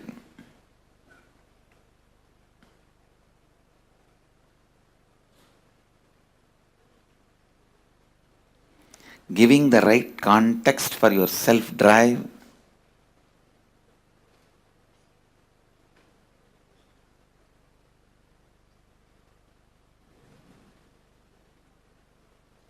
is the source, purpose, reason, cause, sole cause of your knowledge. And I tell you, your self-drive is the greatest wealth you can have, which will never be lost, which will come with you for births after births after births. Self-drive is the one and only wealth you can carry from one birth to another birth. Please understand. If you want to go to US, you have to change Indian currency to US currency. If you want to come from US to India, you have to change US currency to Indian currency. The same currency will not be useful in the other country. Same way, when you leave the body,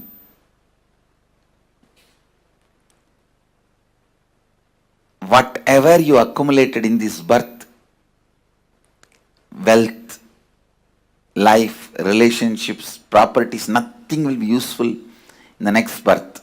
But the self-drive you accumulated will be there with you in your biomemory as your asset. I tell you, self-drive is the Lakshmi. Self-drive is the ultimate wealth, ultimate asset.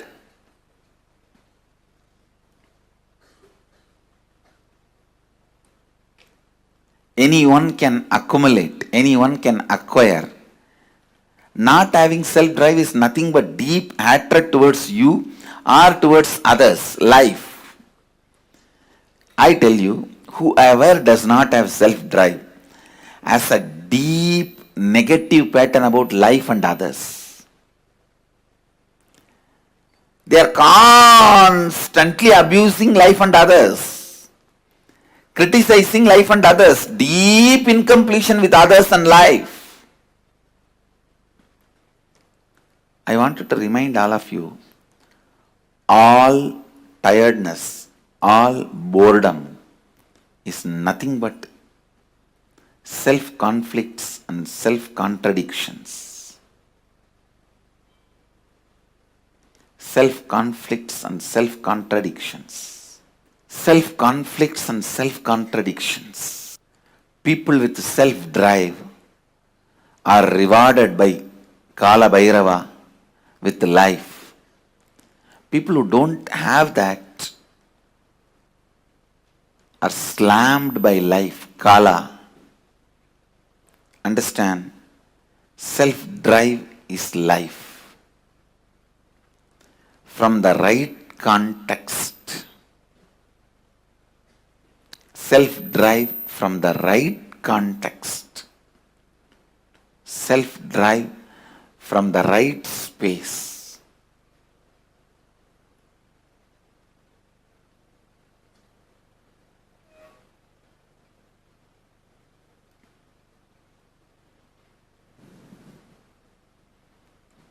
Self-drive is the only energy, Durga, you can have.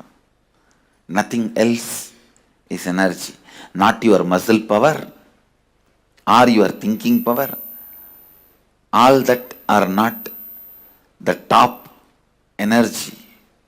Self-drive is the energy of life.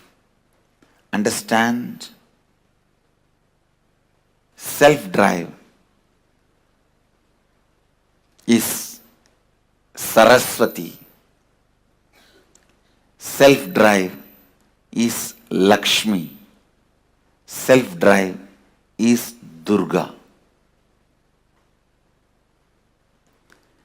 Driving yourself constantly, I tell you,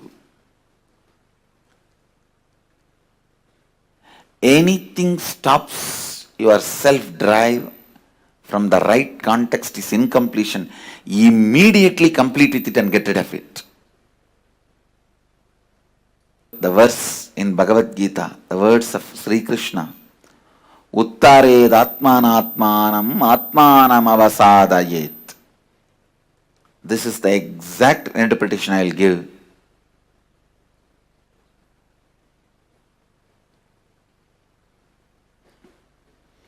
Raising your self-drive by yourself by setting the right context. You will be a great friend for yourself. If you can't raise your self-drive by yourself by setting the right context, you are the greatest enemy for you. It is the self-drive that makes you king or beggar. It is the self-drive that gives you self-respect or not. It's a self-drive that gives you the ability to exist. That is a self-drive that gives you the strength to live. Self-drive is the love for life. Self-drive is the devotion for life. Self-drive is commitment towards life. Self-drive is the scale to measure your authenticity, integrity, responsibility, and enriching.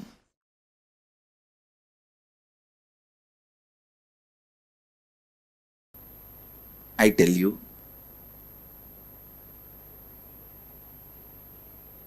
now whatever I am speaking, if you just pen down, when you started developing the patterns, ideas, moving out of your original Advaitic state and relive, it will be literally like a miracle cure for tons of problems you have. Even not having self-drive is a problem. If you find out when you lost the Advaita, that is the time you would have lost your self-drive for life. Just do this simple process. First, pen down the ideas, patterns, concepts which makes you feel you are away from your non-dual state. Second, think and pen down when that patterns have started developing in you, how you developed those patterns, those incidents. Third, relive all those incidents.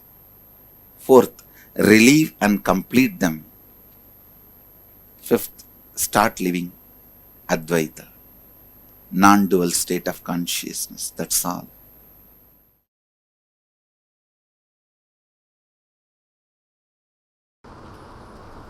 Essence of today's satsang.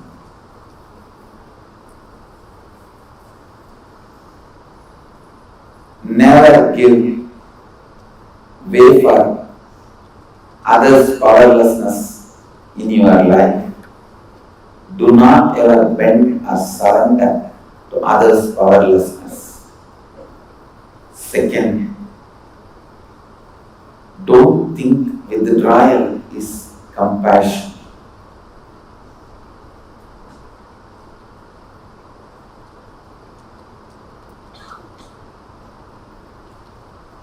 fear of facing conflicts is not compassion. Be very clear.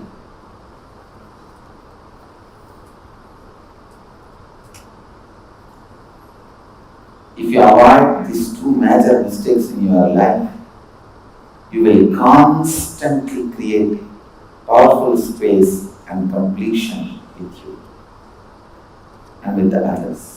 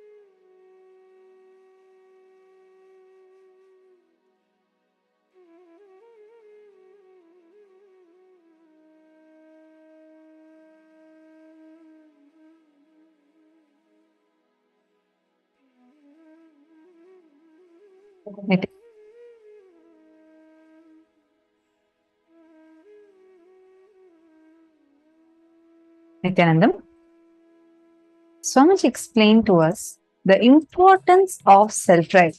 And like as Swamiji was mentioning, the moments that you need to capture and remember and cherish in your inner space should be these moments of self-drive. Self-drive. The inspiration, which is rooted in the right context and not sourced from external reasoning. Sometimes it's because, oh, my friend has now upgraded, she has gotten an increment, and therefore that becomes my inspiration to work further. It's again based on the based on an external inspiration. Or when your neighbor buys a new refrigerator, suddenly your old refrigerator stops working. A new air conditioner, suddenly your house temperature rises up. Or your neighbor gets a smart house, and all of a sudden the same task that was very easy as a normal lifestyle till yesterday suddenly becomes a very difficult task. You always compare yourself with others and try to source that as inspiration, or your source of inspiration is based on something external. How many of you are able to understand this one point where you see that the source of your inspiration to be based on something from outside? Actually, that is why, like Swamiji revealed beautifully, the concept of rags to riches story is always an instant hit for us. Why? We all subconsciously, unconsciously cherish struggles in life. Today, if you see, just go watch YouTube. YouTube is filled with podcasts where people come and tell any struggle, any powerlessness, any suffering is celebrated, is cherished. Like Swamiji said, upgrading yourself from your past failures is not wrong, but celebrating your past failures and powerlessness is something wrong. We are all taught this rags to riches story resonates so much with us because we all so deeply cherish our suffering. Like if someone tells you, just imagine someone comes and tells you, oh, you don't know how much I'm struggling in my life. My husband doesn't support me. I'm a homemaker and I have to pull all the things together. I have to cook for my children. I have to teach them homeworks. I have to do the laundry. I have to do the cooking. all of these, and it's a struggle and I manage. What is our response? So unconsciously, spontaneously in us, the first response to them is, oh my God, this person is really struggling. How much he's doing. We start revering, we start respecting people's struggles, and we start cherishing this rags to riches story. That is why today people suffer with boredom and tiredness, like Swamiji said, because our source of motivation is always derived from something outside. The pseudo dignity that we attach to the suffering, the pseudo dignity that we attach towards struggles, we start looking for what? If you respect people's struggle so much, when things come easily to you, you can't accept it. Imagine if someone comes and just walks up to you and says, take $1 million. What will you think? You think he must be crazy. Why is he even giving me this money? We always respect struggles, and as a byproduct of which, we all start actively looking for suffering and struggles in life.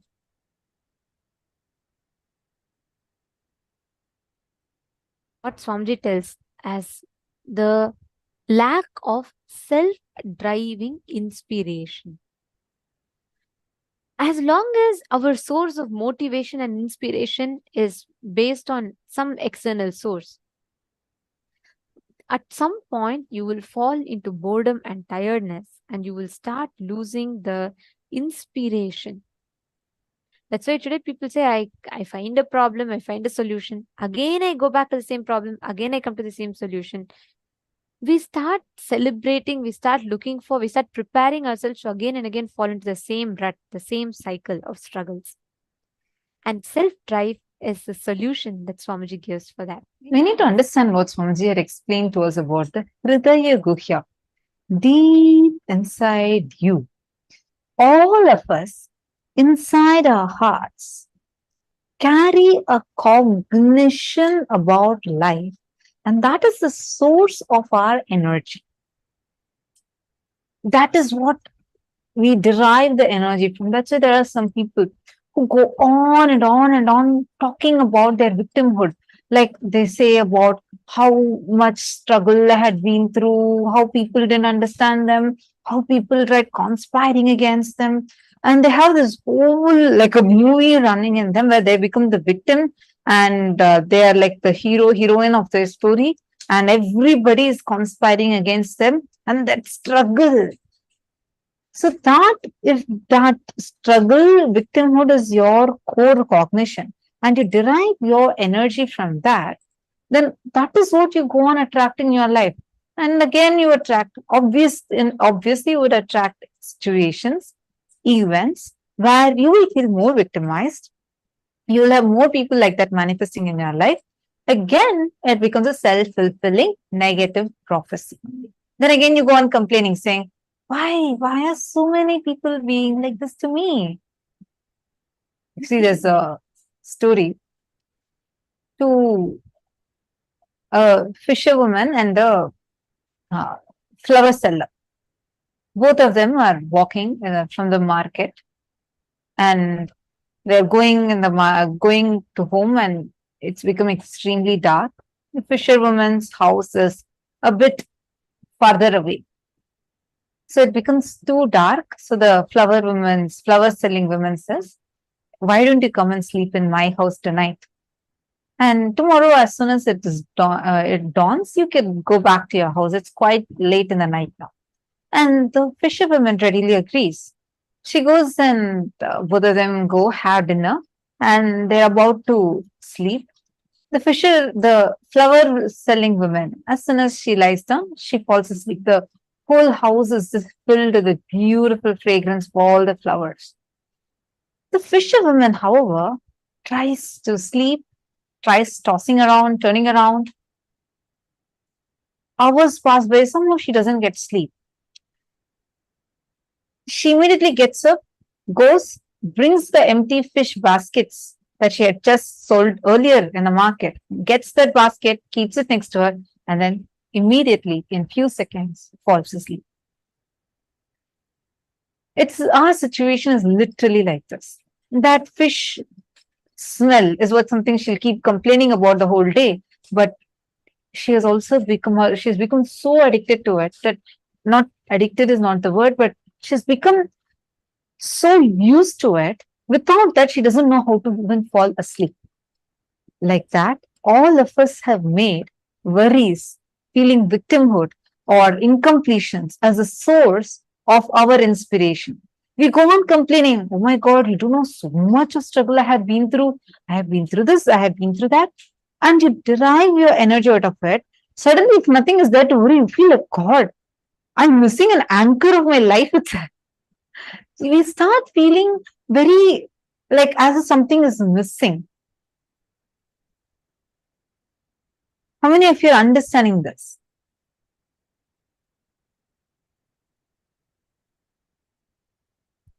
The self-driving pattern means from your Hridaya Guhya, there is a strong cognition about life happening in you, which is a spontaneous happening in each one of us. It is from the core of our heart, core of our being, the Hridaya Guhya, the secret corner of your heart, which is cherished in the cave of your heart. This is like energy.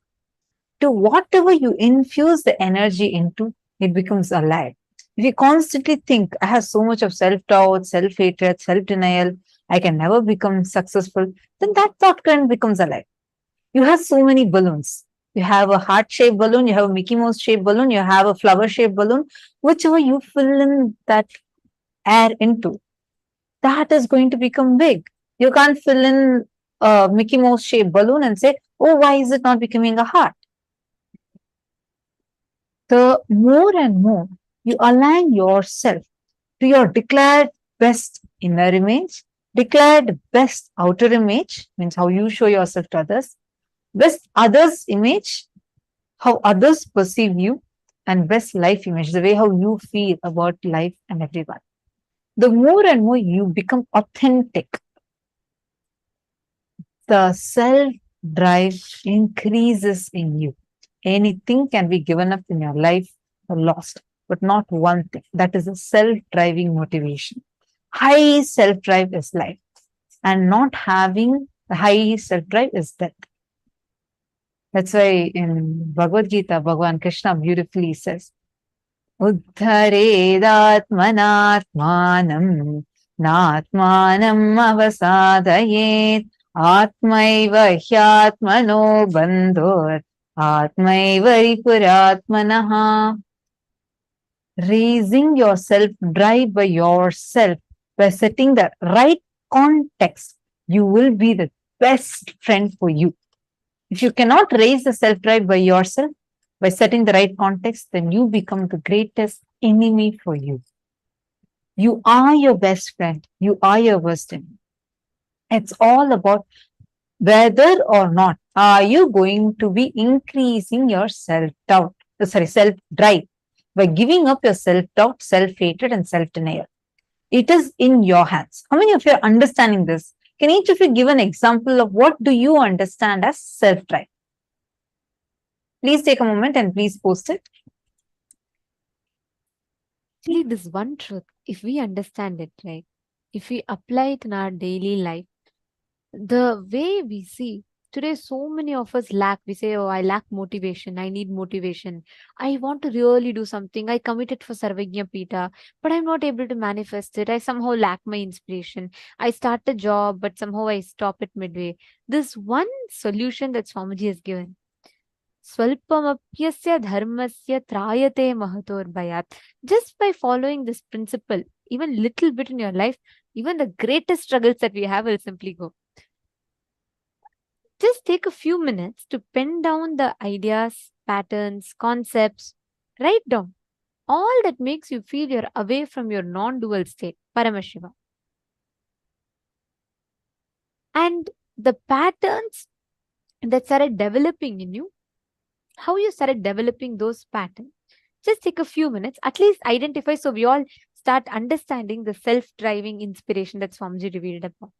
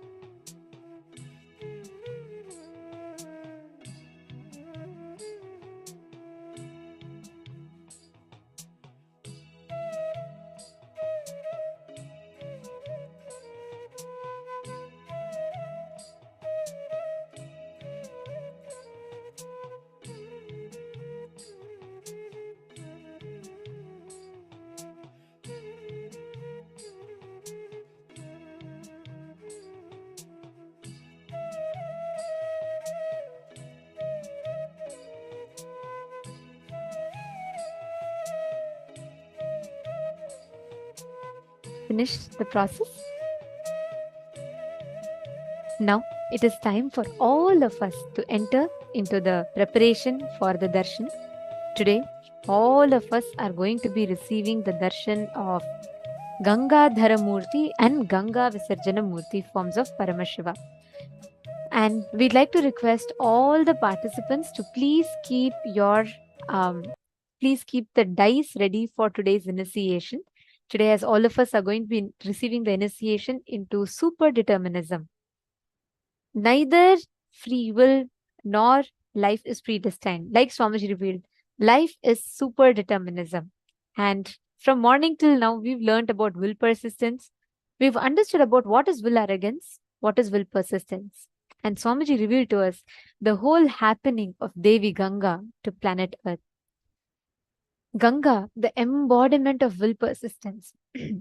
This form of Paramashiva as Ganga Dharamurti and Ganga Visarjanamurti. Ganga Dharamurti is a form of Paramashiva from Kailasa, where he receives Devi Ganga on his head, inside his Jata Juta. And Ganga Visarjanamurti is a form of Paramashiva through which he releases Devi Ganga to planet Earth. To this day, Ganga is flowing from Paramashiva's own Jatas to the whole planet Earth. And like Swamiji revealed, Ganga is the largest worships offered deity every day. Each day, starting from the source, from Gomukh, Ganga, from Ganga to Bay of Bengal, till she reaches the ocean, the whole journey, she is worshipped in so many places. That is why Ganga is the largest worshipped deity every day. The deity that is offered worship every single day, largest number is Devi Ganga. And today, all of us are going to be having the darshan of this form of Paramashiva, through which he gives Ganga to the whole world as Ganga Dharamurti and Ganga Visarjana Murti. Now, let us all get ready to receive this very darshan. We will now be chanting the Dhyana Shloka. The Dhyana Shloka of today's form beautifully describes the happening of Devi Ganga, how she descended, how Paramashiva accepts her into his head, and how Paramashiva liberates her from his head to the planet Earth, how she sends her further. And the whole thing is described beautifully in the Shastra Pramana, which is what we are going to be chanting, the Dhyana Shloka for all of us. I request all of you to please sit straight.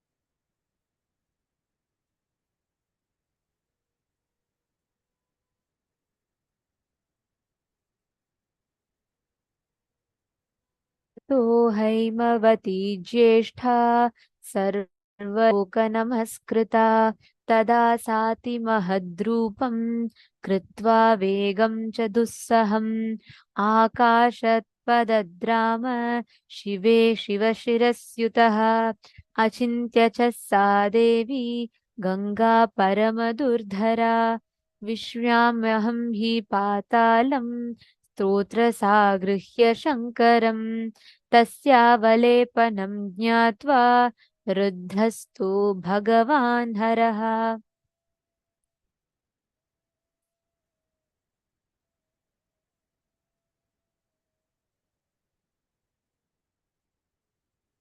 स्थिरो भावयितुं बुद्धिं चक्रे त्रिनयनस्तदा सा तस्मिन् पतिता पुण्या पुण्ये रुद्रस्य मूर्धनि हिमवत्प्रतिमे राम जटामण्डलगह्वरे सा कञ्चिन्मही गन्तुं नाशक्नोद्यनमास्तिथा नैव सा निर्गमं लेभे जटामण्डलमन्ततः तत्रैवाबं ब्रह्मदेवी संवत्सरगणान् बहून् तां पश्यन् पुनः तत्रस्य तपः परममास्थितः स तेन तोषितश्चासीद् अद्यन्तं रघुनन्दन विससर्ज ततो गङ्गा हरो बिन्दुः सरः प्रति तस्यां विदृशिज्यमानायां सप्तस्त्रोत्रंसि जञ्जिरे ह्लादिनी पावनी चैव नलिनी च तथैव च तिस्रः प्राचीं दिशं जग्मुर्गङ्गा शिवजला शुभाः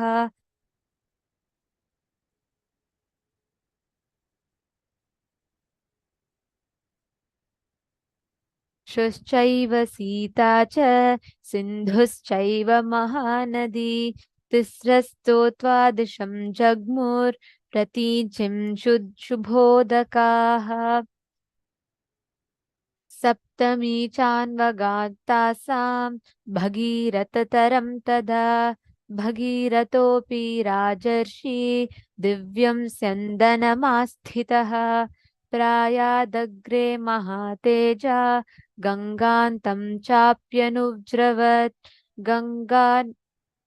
गगनाच्छङ्करश्चित्तो धरणीमागताः व्यसपर्तजलं तत्र तीव्रशब्दः पुरस्कृतम्.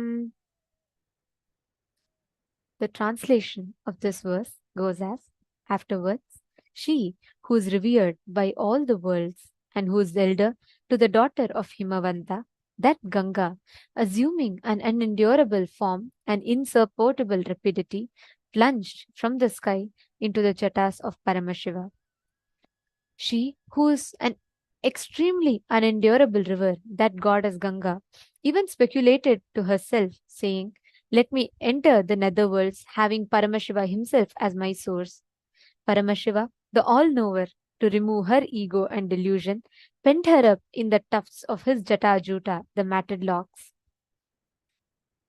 Time passed, and O Rama, she, that holy river, Ganga, swooped down into the cavernous curls of the jata-juta of Paramashiva, and she became a detainee in them. Though she strove hard in one way or another to reach earth, that Ganga is rendered incapable, as she could not gain access for an outlet from any edge of the coils of the matted hairs of Paramashiva.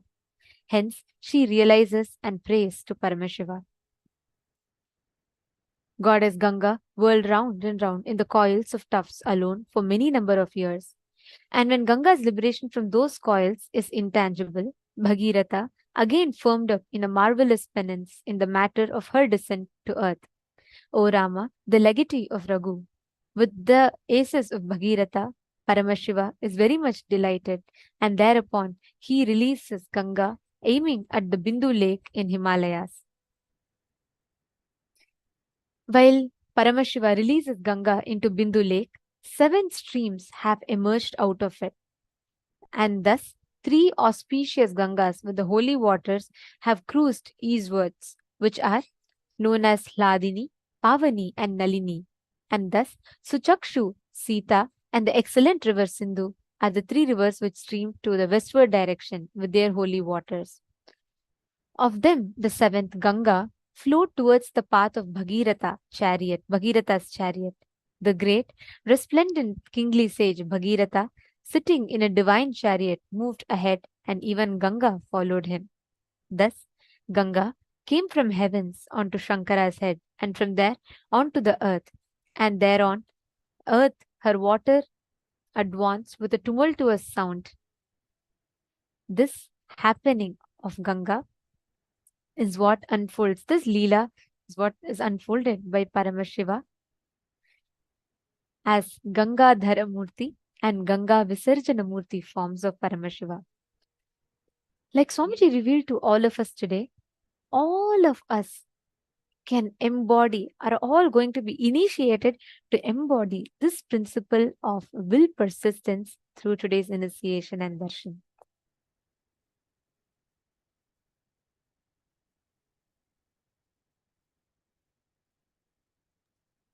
Today, all of us learned about what will persistence is, how to have the will persistence to achieve anything, whether it is power manifestation or some success that you are looking for in your life. We learned about this in today's session. And that will persistence we are going to be receiving as a boon directly from Ganga Dharamurti and Ganga Visarjana Murti forms of Paramashiva. And we're also going to be blessed the auspiciousness of Devi Ganga, Ganga Mata. And Swamiji will also be giving us all a boon where with our will, we'll have the ability and power to manifest rain. And not just rain, but even to manifest the most sacred water, Ganga water, just using our will. So today's initiation is an extremely powerful one, especially all the participants who had attended the program from morning till now sincerely and participating, doing the workshops, doing the internalizing exercises, doing the power manifestations and listening intensely to the amazing, profound revelations by Swamiji. You would see how all that you learned today would just manifest as your experience in amazing way. Power manifestations start in you. And today, During the initiation, anywhere in life, you want to have breakthrough. You want to experience the will persistence. Actually, this is very, very closely related. This is the exact truth that Swamiji very recently spoke to all of us, revealed to all of us about how success is a habit. And that habit is formed by will persistence, not by will arrogance, not by beating up our will. And today, Swamiji so beautifully, step by step, took us through multiple satsangs and revelations. And now, finally, the time has come for all of us to receive the initiation.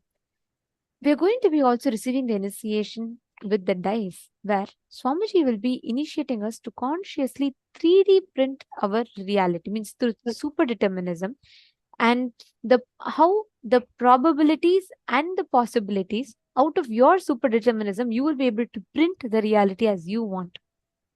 we all learned about super determinism, right?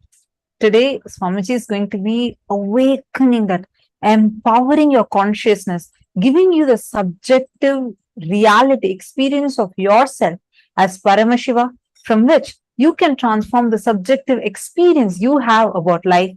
Using that, you can impact your reality, which is super determinism, and manifest your life the way you want to manifest. Change anything. No more the probability or probabilities would decide for you. You are not going to be saying this or that, but you will create your possibility through the powers by manifesting exactly, precisely whatever you want.